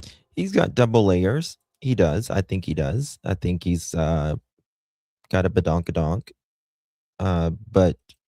a question for me. Double layered everything. I used to do it myself, and I too would have mud butt because I had a whole pair of sweats underneath whatever pants I was wearing. And it was fascinating that this I don't like that relatively random thought, in the past actually feels kind of important right now. Just look at his pants. I bet there's a pair of sweats underneath those nondescript loose pants. I know. It's not solid evidence of any sort. And now I don't think he's wearing clothes underneath because he's cold or anything. I think because so he can take those clothes off quickly and dispose of them. You're still not buying it. Well, luckily for both of us, I ain't selling it, because if I had to convince you of anything, then the evidence was just not good enough, okay? However, while you're at the monk's shop of working theories, I'd like to show you something before you leave. So in those 2 hours plus of me burning my eyes over the crotch holster guy, my curiosity started to, veer towards other possible videos that I could go over. And so I went over, the Savannah Guthrie, Annie Guthrie, and Tommaso's walk to Nancy's memorial, which was in front of her house, gifted by the community and YouTubers alike. I also noticed something about Tommaso's way of walking as well. He too has a slight hitch in his left leg, just before the leg motions forward. As his leg goes forward, his foot comes up and juts outwardly each and every step. I mean, that's just a part of the way he walks, right? As part of his gait, as all the retired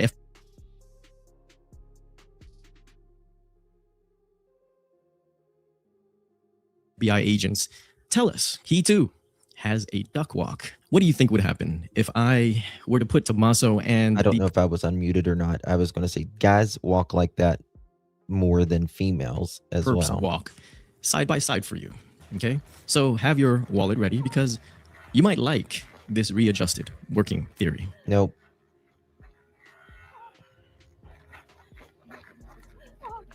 Nope.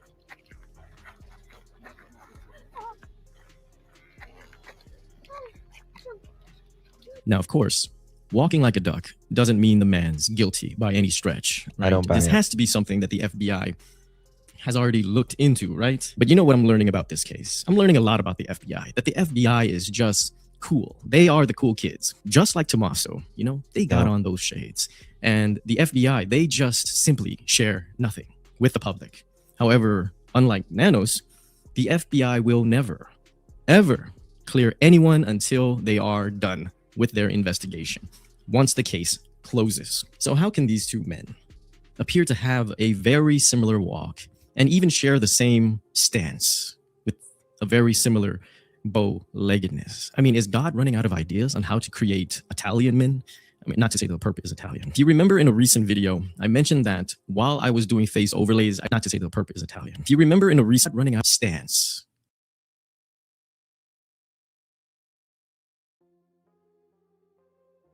I'm sorry, I keep muting myself. This guy's thicker in the arms too. I don't see it. I mean, I just don't. With a very similar bow-leggedness. I mean, is God running out of ideas on how to create Italian men?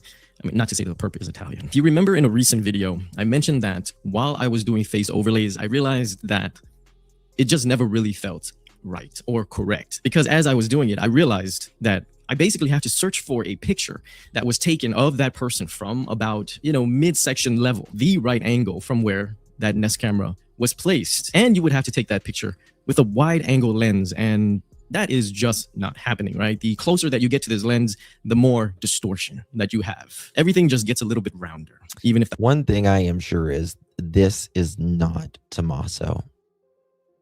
I don't care how let me see here. It's just that's not Tommaso. Tommaso is older. He's gray. He is let me show you this.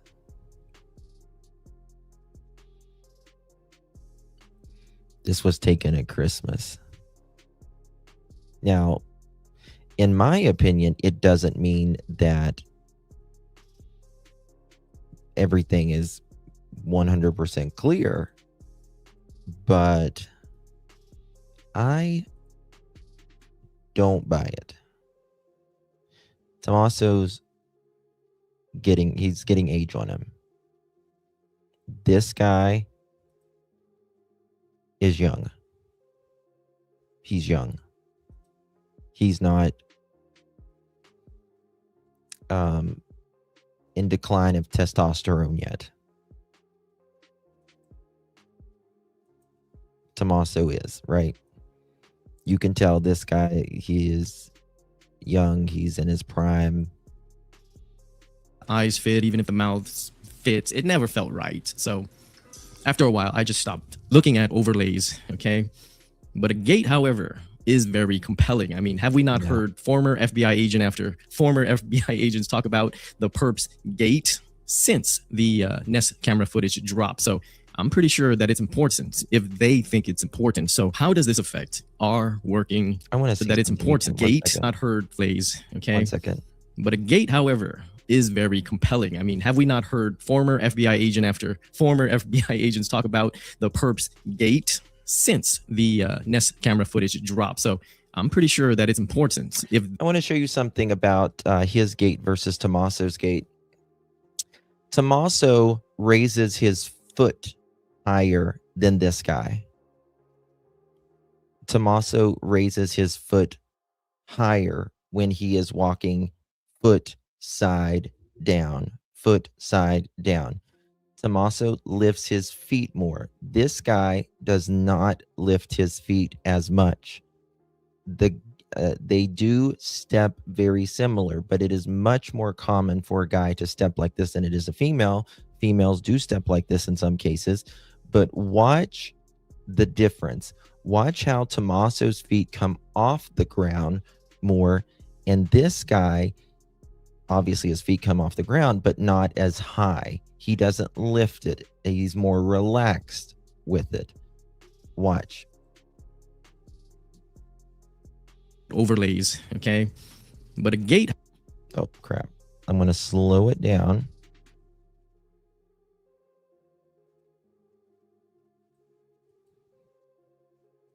however, Watch how Tommaso's feet comes is up higher. very compelling. I mean, have we not See his heard feet coming up higher? former FBI agent after former FBI agents talk about the perps gate since the Nest camera footage dropped? So I'm pretty sure that it's important if they think it's important. So how does this affect our working tomorrow? They think it's important to drop the perps or former FBI, but a gate, however, is very, very compelling. I mean, have we not heard? See how his feet is coming off more? He doesn't go near as high up. I'm not talking the side. I'm talking lifting his foot off the ground. Tommaso does not lift Tommaso lifts his foot more off the ground than this guy.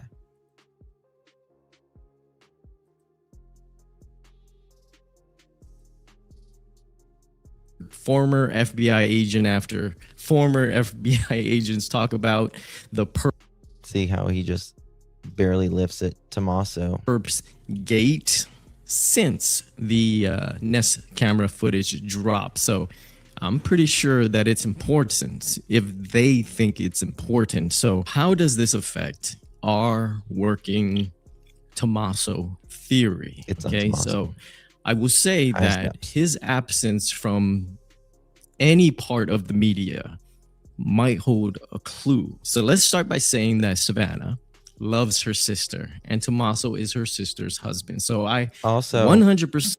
Also, Tommaso, his leg moves.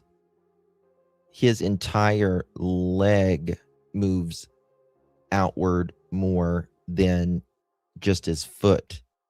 This guy's foot moves, just his foot, not so much his entire leg as well. You got to cool it down, girl.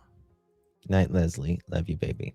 Support Savannah for backing her brother-in-law, and I expect gonna her get to a tea to in a keep second. doing so. So that being said, in my opinion, the Brian Enton video where Savannah, Annie, and Tommaso are visiting their mom's house, right?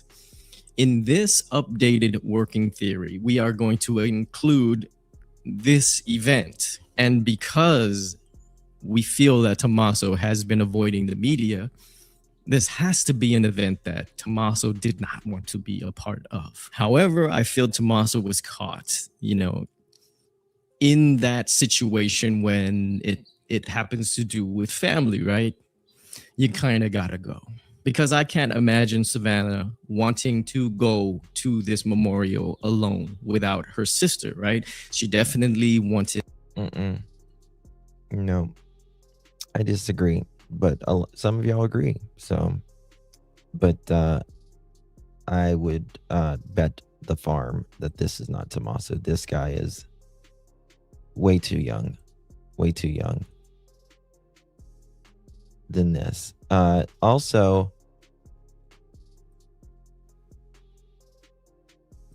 Tommaso's, he's aging, right? Well, it doesn't matter, but like he's got his eyelids are more over his eye, especially his right eye as well. This guy, not as much. He's younger. Why did Nancy know, or who benefits from her? Somebody does. Okay. All right. I want to show you what a good detective did. You guys remember when I got so pissed off at Sheriff Nanos when he said, whenever the reporter asked him, hey, aren't you a little worried that you cleared the scene in 24 hours and they had to go back? Aren't you afraid like the jury's going to see that, or the defense and the court will throw it out? And then Sheriff Doofy said, we'll let the courts worry about that. Listen to what a good person in law enforcement does. And they told me that you can't even really call yourself a homicide detective until you've been through trial. You've been grilled. Yeah, Chris, you probably agree with that until you've been just raked over the coals, because in court, they rake you over the coals. They criticize you, whether you did everything perfectly or not. They criticize the hell out of you, right? But listen to this. Detective told me you don't know what you don't know. It isn't until you've gone through that crucible of trial that you start to simultaneously, they described, when you get to a scene, a homicide scene, you're simultaneously trying to catch the bad guy, but you're also trying to prepare the case for trial, because it would be tragic for them to go to trial. You're preparing the case. When you are at that crime scene, you are preparing this for trial. You are thinking, oh my God, is the judge going to throw this out if I don't cross all my T's, dot all my I's? Sheriff Doofy needs to be removed, in my opinion. Yeah, we're going to go to the special report tonight. I heard that there was not really anything too new in it or anything. Trial and slip through your grasp because you mishandled something, and you didn't do your job on the scene.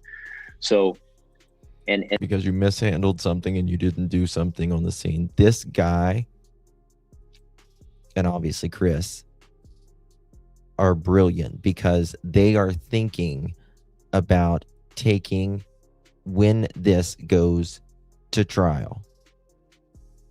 They're not thinking, oh, we'll let the courts deal with that, like Sheriff Doofy in his Corvette going to the gym every day and basketball games says. And it's important for people to understand that it is not the detective's fault. They didn't ask for this. Right. They got called out like everybody else.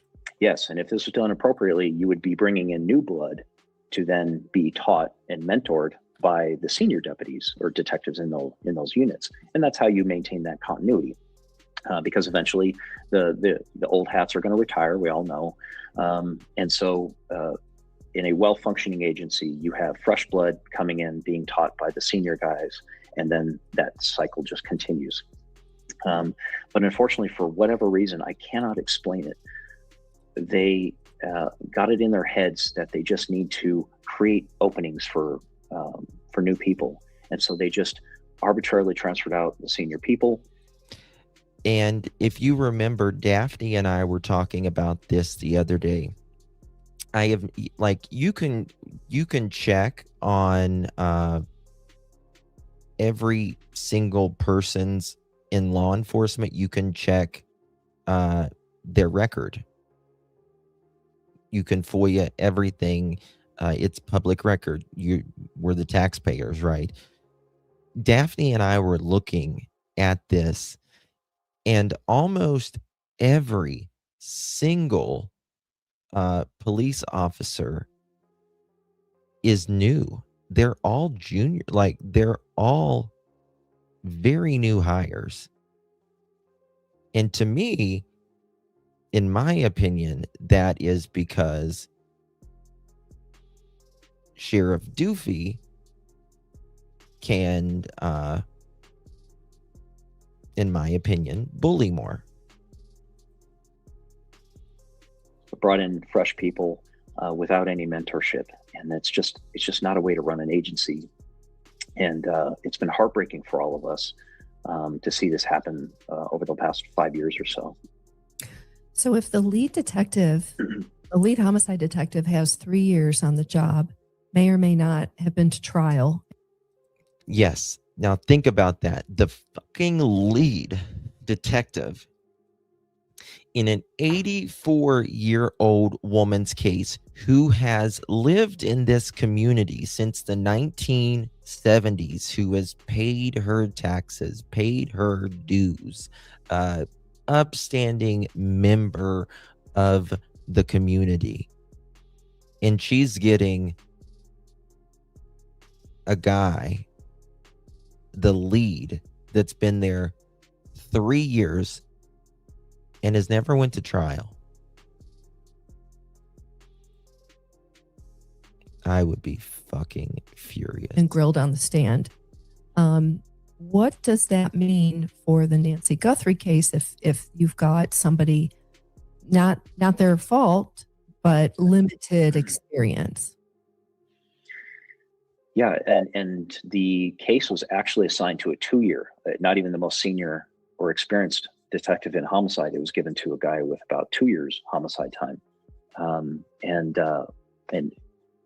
it was concerning, particularly because we have experienced homicide detectives scattered throughout the agency, and in any, just in our opinion, any well-functioning agency with a good leadership would realize the problem, see the solution is to grab these people, bring them back in, assign it to the most experienced detective, because this is one of the most high profile cases our agency has ever had. Oh, this is like the Lindbergh baby, man. Yes. I mean, we had Gabby Giffords got shot. I was a detective who responded to that scene as well. So we've had Tucson's weird. We just have those kind of things that pop up every 5 or 10 years that are very tragic. He'll have his, but in a well-functioning agency with good leadership, they would. Sheriff Doofy will have his people come in, or his camera crew come in, Sheriff Doofy is actually taking a call right now.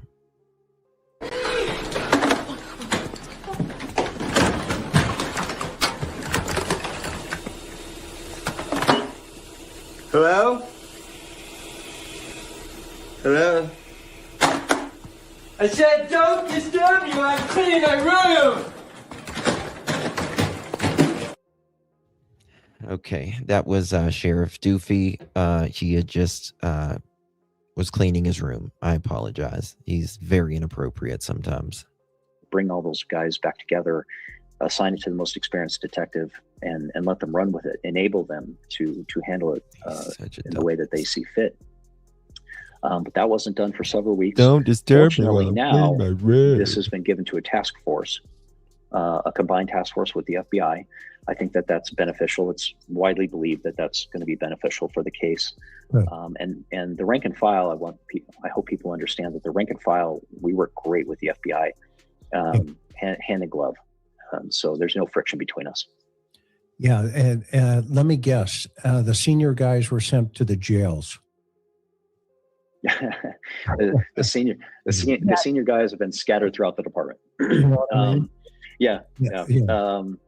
I also think it's beneficial that the task force is based out of the Tucson FBI office, so they're no longer under our roof, and hopefully they have a little more freedom from command.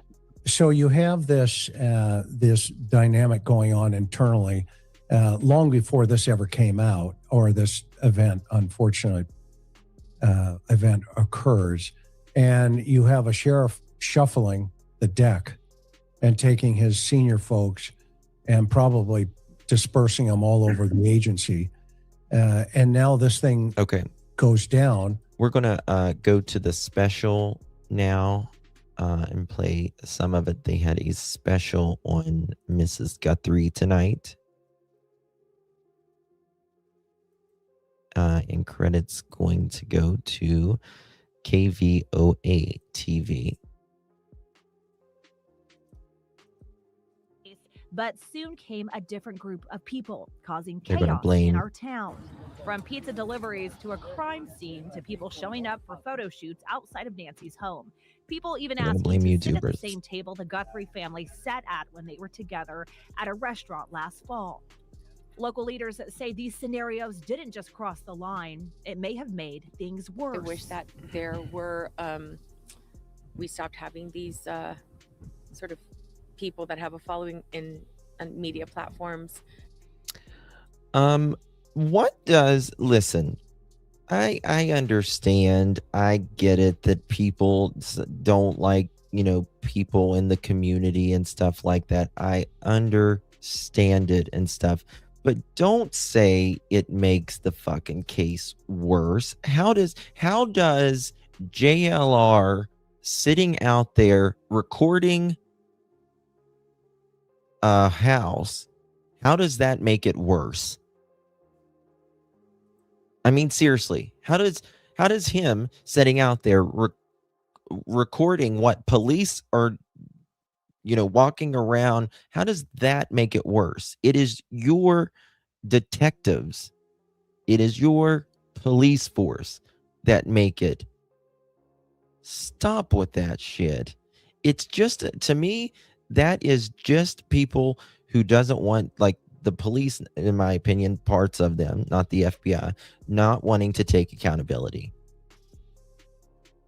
It always goes on to the YouTubers. It's the media, many times, in my opinion, doesn't like YouTubers because of the they get more views. They get more views. We don't provide just a I don't know, a 5-minute clip. You see everything as it's happening, when it's happening. Now, did I like everyone that was out there? No, I didn't. But regardless, don't say that they're making it worse. How? That's exactly right, Lisa. They can't control the narrative. It is a new era where people can go out. It doesn't matter who the hell you are. You can go out and record what the hell you want. This is precisely why people don't trust the big media anymore. Because they want to shove a 3-minute clip down your throat and you take it and you swallow it. And that's that. Right? And that's why I appreciated people like Megyn Kelly, who, edited like a mofo.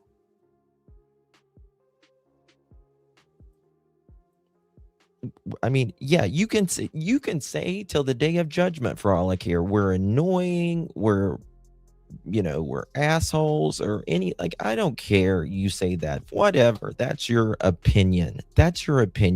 Kumbaya, mother chicken. Everyone has an opinion. We're 8 billion people on the planet. Everyone has an opinion, right? But don't say that they're making the case worse. How? They're sitting in a lawn chair recording a house and watching you guys do whatever the hell you do. That's what bothers me, that part. Yes, and nosy. That's just the way it is. I mean, I've been a lot of places where a lot of people don't like it, right?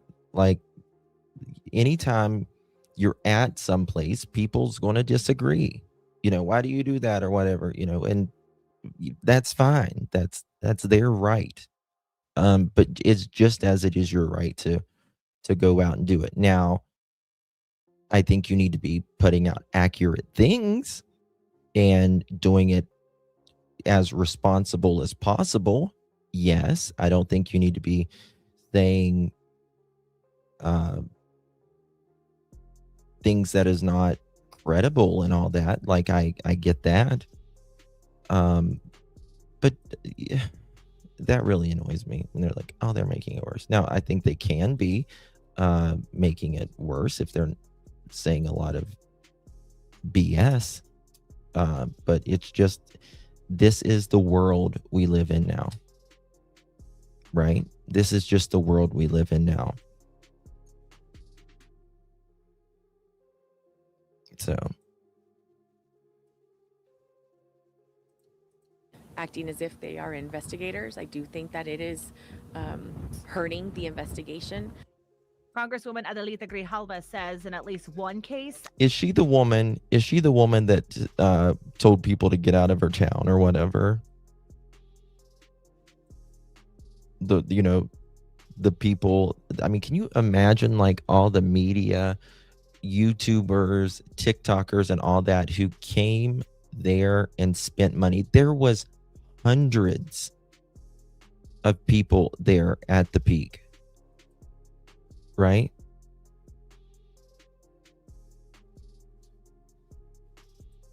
a name shared during Okay, a honey, I live got it. stream Thank led you. to threats. He was threatened, his family was threatened because they heard by a reliable source. Then came the false accusations directed at members of the Guthrie family and friends, blatantly accusing some of them of being involved in Nancy's disappearance in the midst of their most intense time. But the thing is, like, they can't just say that that was YouTubers. Like the media was writing that. The media, your people.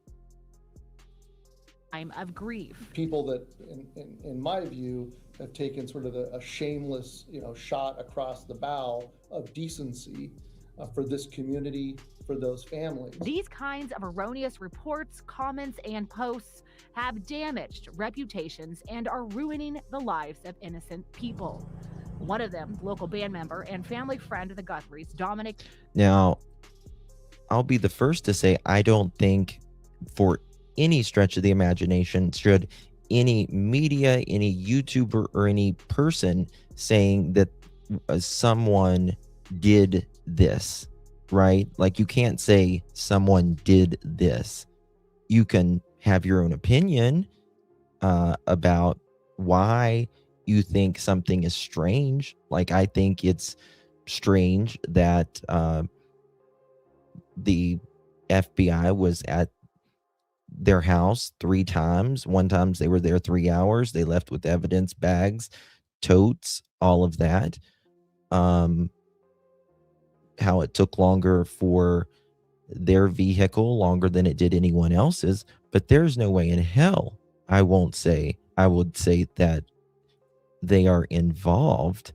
And I will certainly say that this person is not Tommaso, right? Like, you can have your opinion, but your opinion doesn't change your investigative work, right? Your opinion, my opinion, does not change the outcome of this case.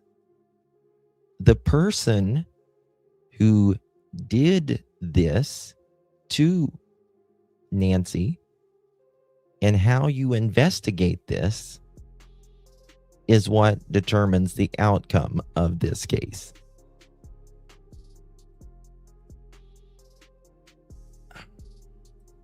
Evans told the New York Times his life has been turned upside down after being linked to the case. The typical consequence for a journalist that has defamed someone is the news station or newspaper gets sued.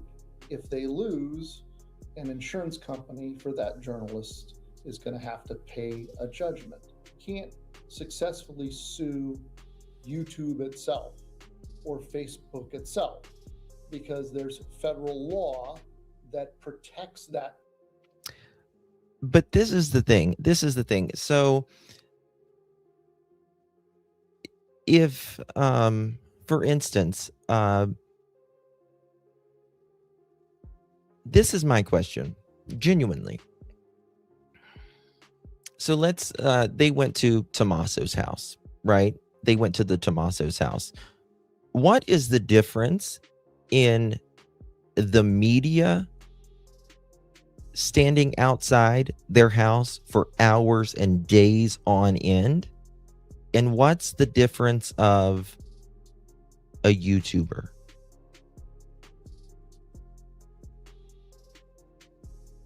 Right? You both show up. You both say what you know. You both might say your opinion. Right? Or is it that, I don't know, this big ass corporation has potential competition now?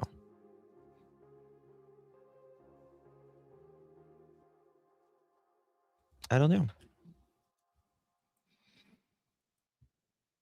Thank you, Ashley. Thank you, dear.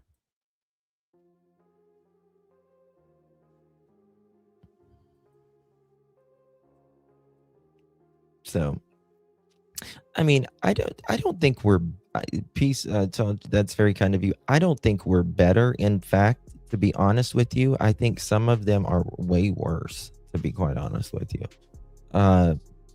but this is the thing. It's not different necessarily, right? Like,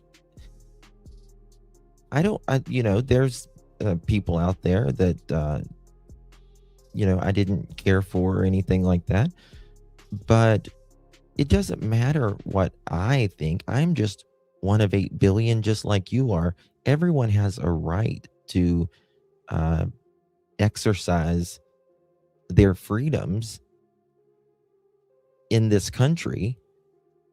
And the whole part of exercising those freedoms is not everyone's going to agree with it. Right? I mean, we get pissed off at people who don't agree with this all the time. Right? Every day. But that's the point. You're able to say you're pissed off. I'm able to say, or they're able to do whatever they want to. Right? It just pisses me off when they're like, oh, they're guys. Platform. With both platforms and those creating content on them hard to hold accountable, the damage their content may cause can be immediate and lasting. Horrifically damaging to people that are falsely accused, for example. Why?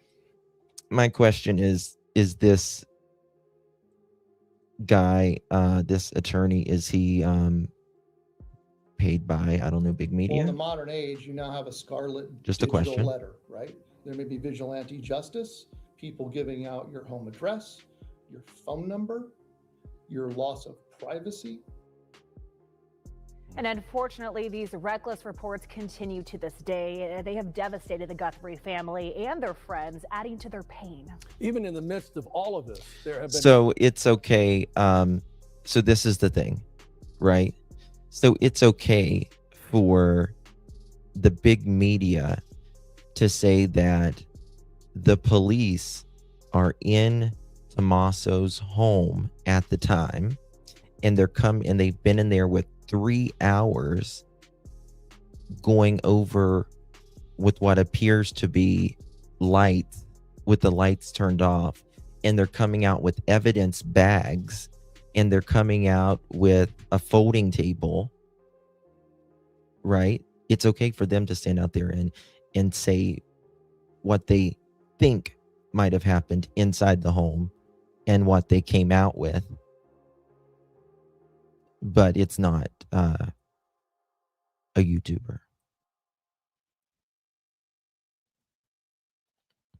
And then they say, well, people are blaming, like the family and stuff like that. Nobody should blame the family. Nobody should blame anybody. Asking questions is different.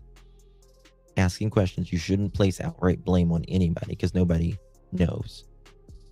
Well, I'm playing this because Cassie messaged me. She's like, oh, they're fucking tearing up, YouTubers and stuff like that. And I'm like, of course they are. Of course they are. They always do, because they're $1 billion. There's how many big national news stations, count on 2 hands in this country. They're worth billions of dollars. Of course they're going to say. right? So,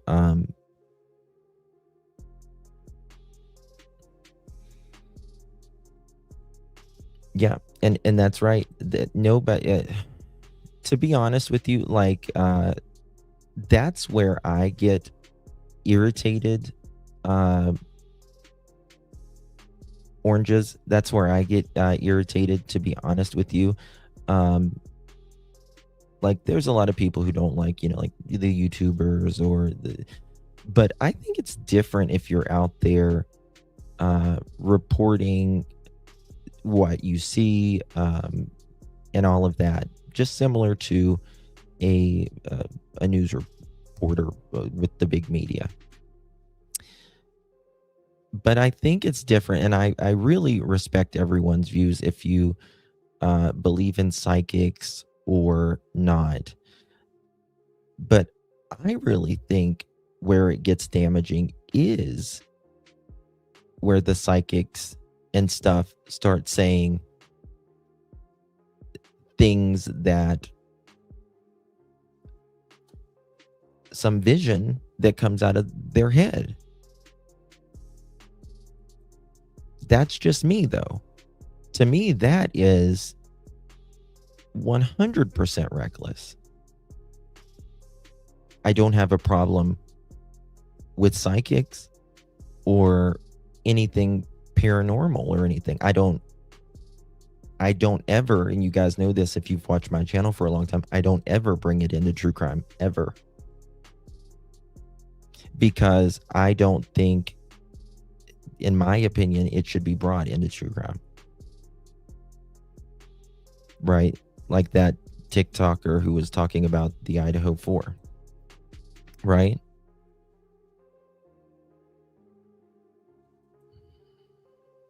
So, but that's just me. When it comes to, I just don't think psychics and true crime mesh very well. That's just my opinion on it. You may completely disagree with me. That's absolutely right. But yeah, I think that's where it's more damaging. I don't think you should be out there while investigation is going on, spreading your gossip and dumb crap.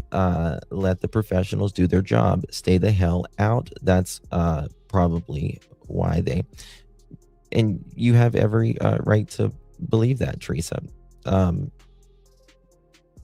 But them standing out just like the media is no different. There's no difference. Again, I don't agree with everyone that's even out there. But it's not about what I agree with or you agree with. It's just about they're doing the same thing. That's it. So, let me go to this.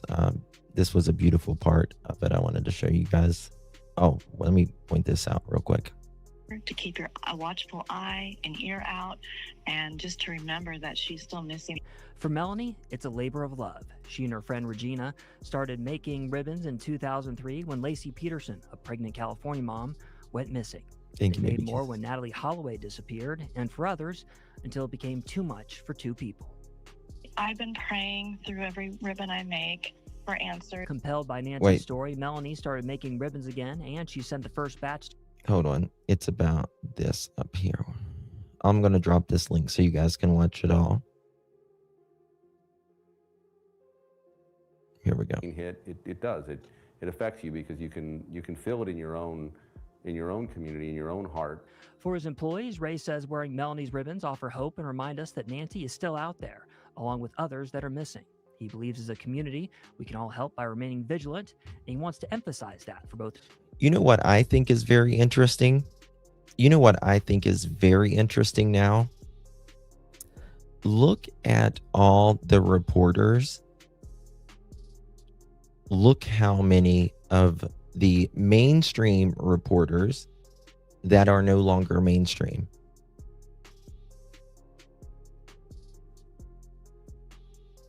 That should tell you a lot, in my opinion. That should tell you a lot. They quit their mainstream and they became YouTubers.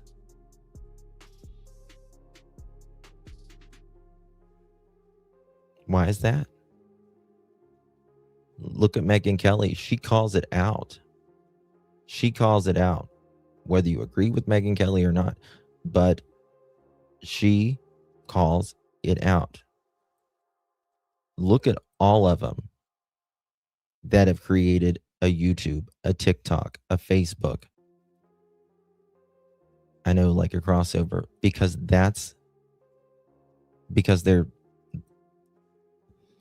there is more free will. Absolutely. There's a lot more free will. They can, they're not as,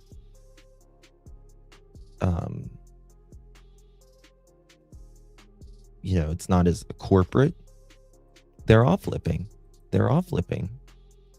So are you going to say that?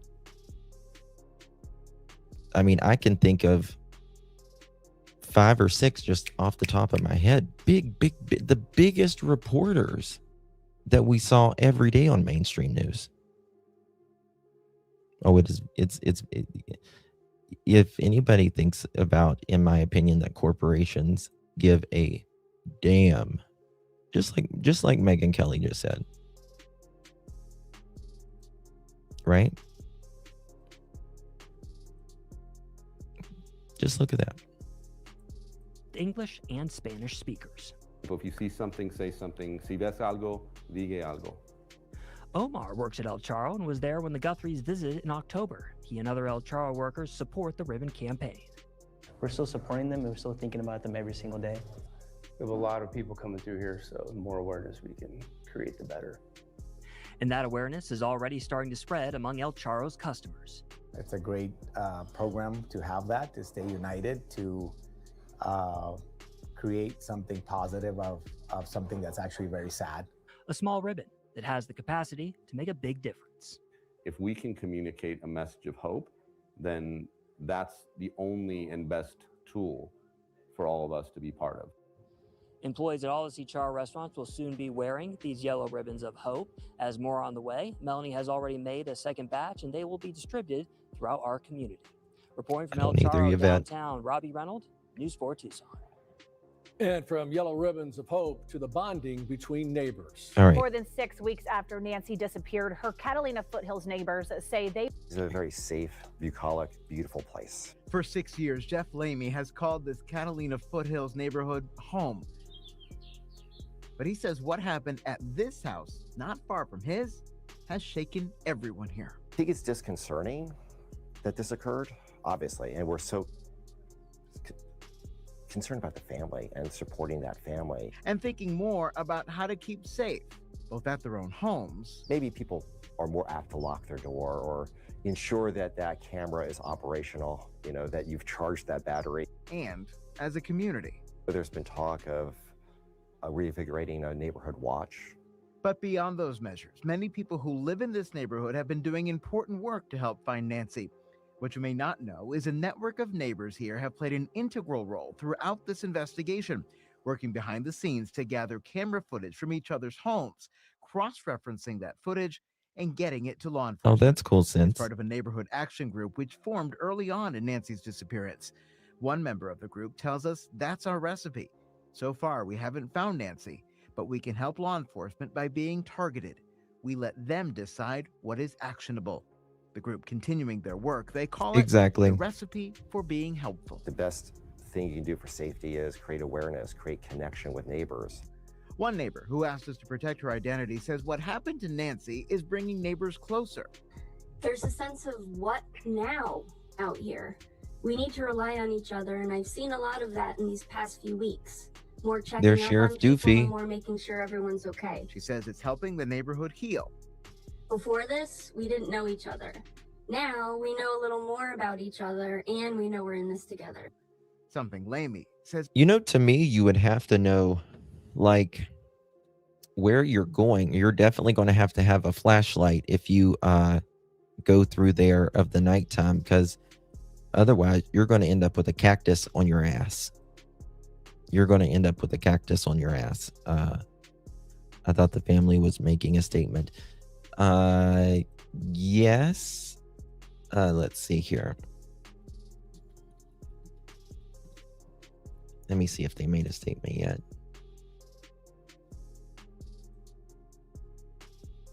Let me see.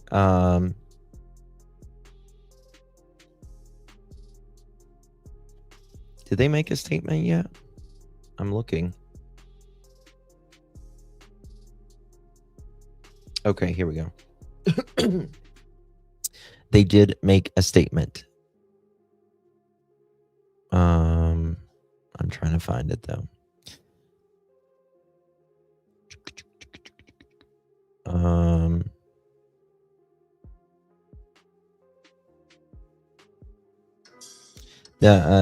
Bring KVOA special, Bring Her Home, the disappearance of Nancy Guthrie, kicking it off by writing that they are grateful for the Tucson community support. The group says that they believe the people of Tucson and southern Arizona is large. Okay. They go on, we miss our mom with every breath, and we cannot be at peace until she is home. We cannot grieve. We can only ache and wonder. Our focus is solely on finding her and bringing her home. We want to celebrate her beautiful and courageous life, but we cannot do that until she is brought to a final place of rest. End quote. Basically, the family is reiterating that they've accepted the reality that Nancy may be dead, but they're still desperate for closure. As you know, Nancy was last seen January 31st after spending time with her daughter's house in Tucson, Arizona. Local authorities and FBI agents have worked in conjunction on finding her, but the leads, including an alleged ransom note we passed along to them, this is by TMZ, have proven unfruitful. So that was their statement. And that's what I was saying at the beginning of this. Like, of course, I mean, they can move on. Everything is up in the air, right? It's very much unsettled. And how can they do anything when they don't know where their mother is and they still got to continue on with their life? It's beyond. You know what I mean? Hey, Enoch, good to see you. Hey, Ash. Yeah. Hey, Brandy. Very, very sad. I was trying to show you where they were out at the church. Oh, wait, here's the statement, maybe. Message from the family. Here we go. And tonight, the Guthrie family has a message for you, Tucson. We are deeply grateful for the outpouring from neighbors, friends, and the people of Tucson. We are all family now. We continue to believe it is Tucsonans and the greater Southern Arizona community that hold the key to finding resolution in this case. Someone knows something. It's possible a member of this community has information that they do not even realize is significant. We hope people search their memories, especially around the key timelines of January 31st and the early morning hours of February 1st, as well as the late evening of January 11th. We desperately... Very key dates there, right? Very key dates there. And it kind of makes me think that they have nothing. This is the family saying January 31st, the early morning hours of February 1st, as well as the late evening of January 11th. They were also talking about January 24th as well. We ask this community for renewed attention to our mom's case. Please consult camera footage, journal notes, text messages, observations, or conversations that in retrospect may hold significance. No detail is too small. It may be the key. We miss our mom with every breath, and we cannot be in peace until she is home. We cannot grieve. We can only ache and wonder. Our focus is solely on finding her and bringing her home. She didn't mention the 24th. The police recently We did, want to though. celebrate her beautiful and courageous FBI life, was but we asking cannot about. do that until she is brought to a final place of rest. Thank you for continuing to pray without ceasing. The Guthrie family. Cameron and Christine, Annie and Tommaso, Savannah and Michael. An emotional plea exclusive for News 4 Tucson. A family grateful for your love and support while That's really sad. Very, very sad. Very, very sad. But particular dates. Claudia says, good to see you. Justin, I have a cousin who was kidnapped in 76. His parents wrote a book titled Friday Never Came. Kyle's body was found 2 years ago, a month after his mother passed. His parents. Oh my gosh. That's sad, Claudia. It's sad. I'm telling you, I've told you guys my story. There was a murder in my family. Very, very, I can't even talk about it really. In my family right before I was born. And it changed my, I don't know my family like before it, but I know the pain around it. Do you know what I mean? The pain around it and how the family talks about it and the changes that it's very similar to, if you know Josh, he's talked about his, and very similar to him, and I have a lot in common from the lab. So here you go. Here's this. This is what I wanted to show you earlier. For our sister Nancy. We needed a place to come together. And so a vigil popped into my head, and I know both Nancy and Savannah are very faithful. And I just feel like even if people don't pray, I feel like people want to do something. And if they can come together and share hugs and share stories, then that might make it a little easier. Sally Shamrell helped organize the vigil. She says she met Nancy through her daughter, Savannah Guthrie, when the two were both young journalists at KVOA 30 years ago. Welcome all of you who have come from the wider community for this vigil, for this time of prayer for Nancy. Lupita Murillo is another former colleague who wanted to do something to send a message to the family that they weren't alone, and coming together was the way to do it. Holding a vigil will make us feel like we're doing something positive. We're rallying around the family. We're asking God to please bring Nancy home. Earlier in the week, Savannah had asked her social media followers to please pray. We believe that somehow, some way, she is feeling these prayers. And that's exactly what hundreds did at St. Philip's Church that night. They came from all over, many not knowing what to say, but others speaking out, praying for Nancy's return. God is everything. I prayed for Nancy last night, and I assured her she's got this, she can do it, and we're behind her. The church's pews filled with people holding candles, there to support the family and to pray for Nancy's return. Some who had never met her, and others who had known the 84-year-old for decades. It's nice to show that Tucsonans are going to come out and support someone that the community loves.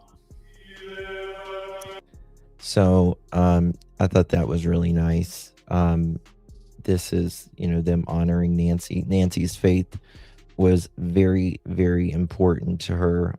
And my hope is that if she was taken unalived, that she didn't even know it happened.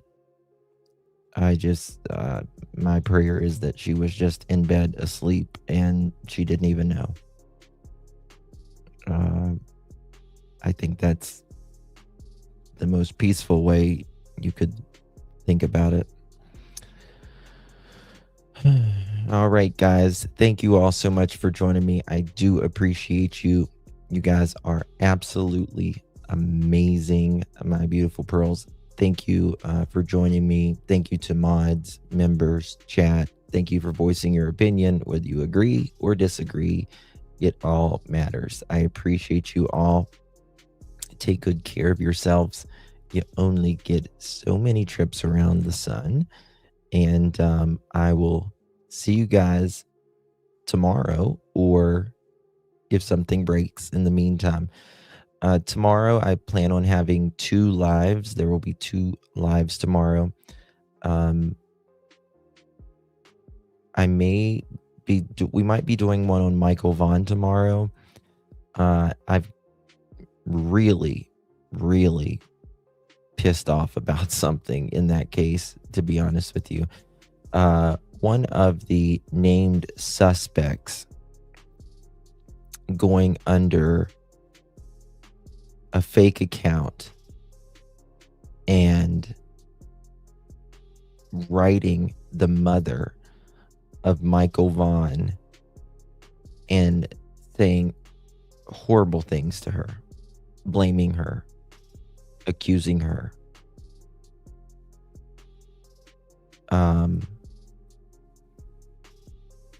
Brandon,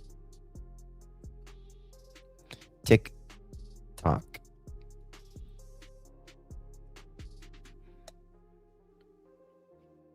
Brandy and Tyler, they've been through more than what some could ever bear.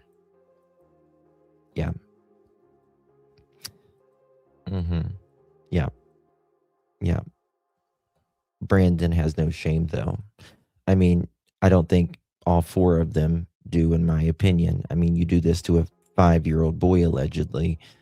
The things that are coming out in documents, and that I believe that Fruitland police will prove and put them hopefully under the prison.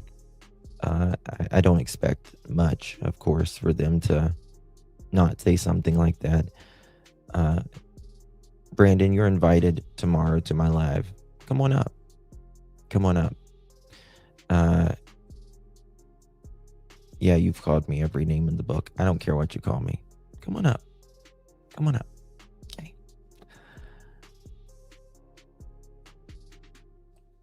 Yes.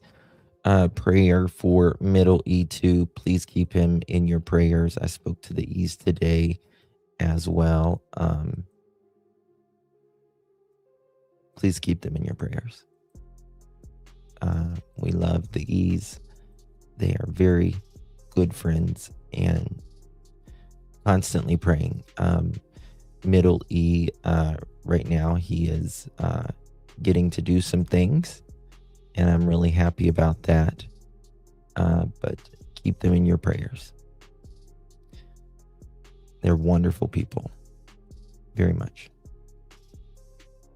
Very much so. Love you guys. God bless you all. Take good care of yourselves. Good night.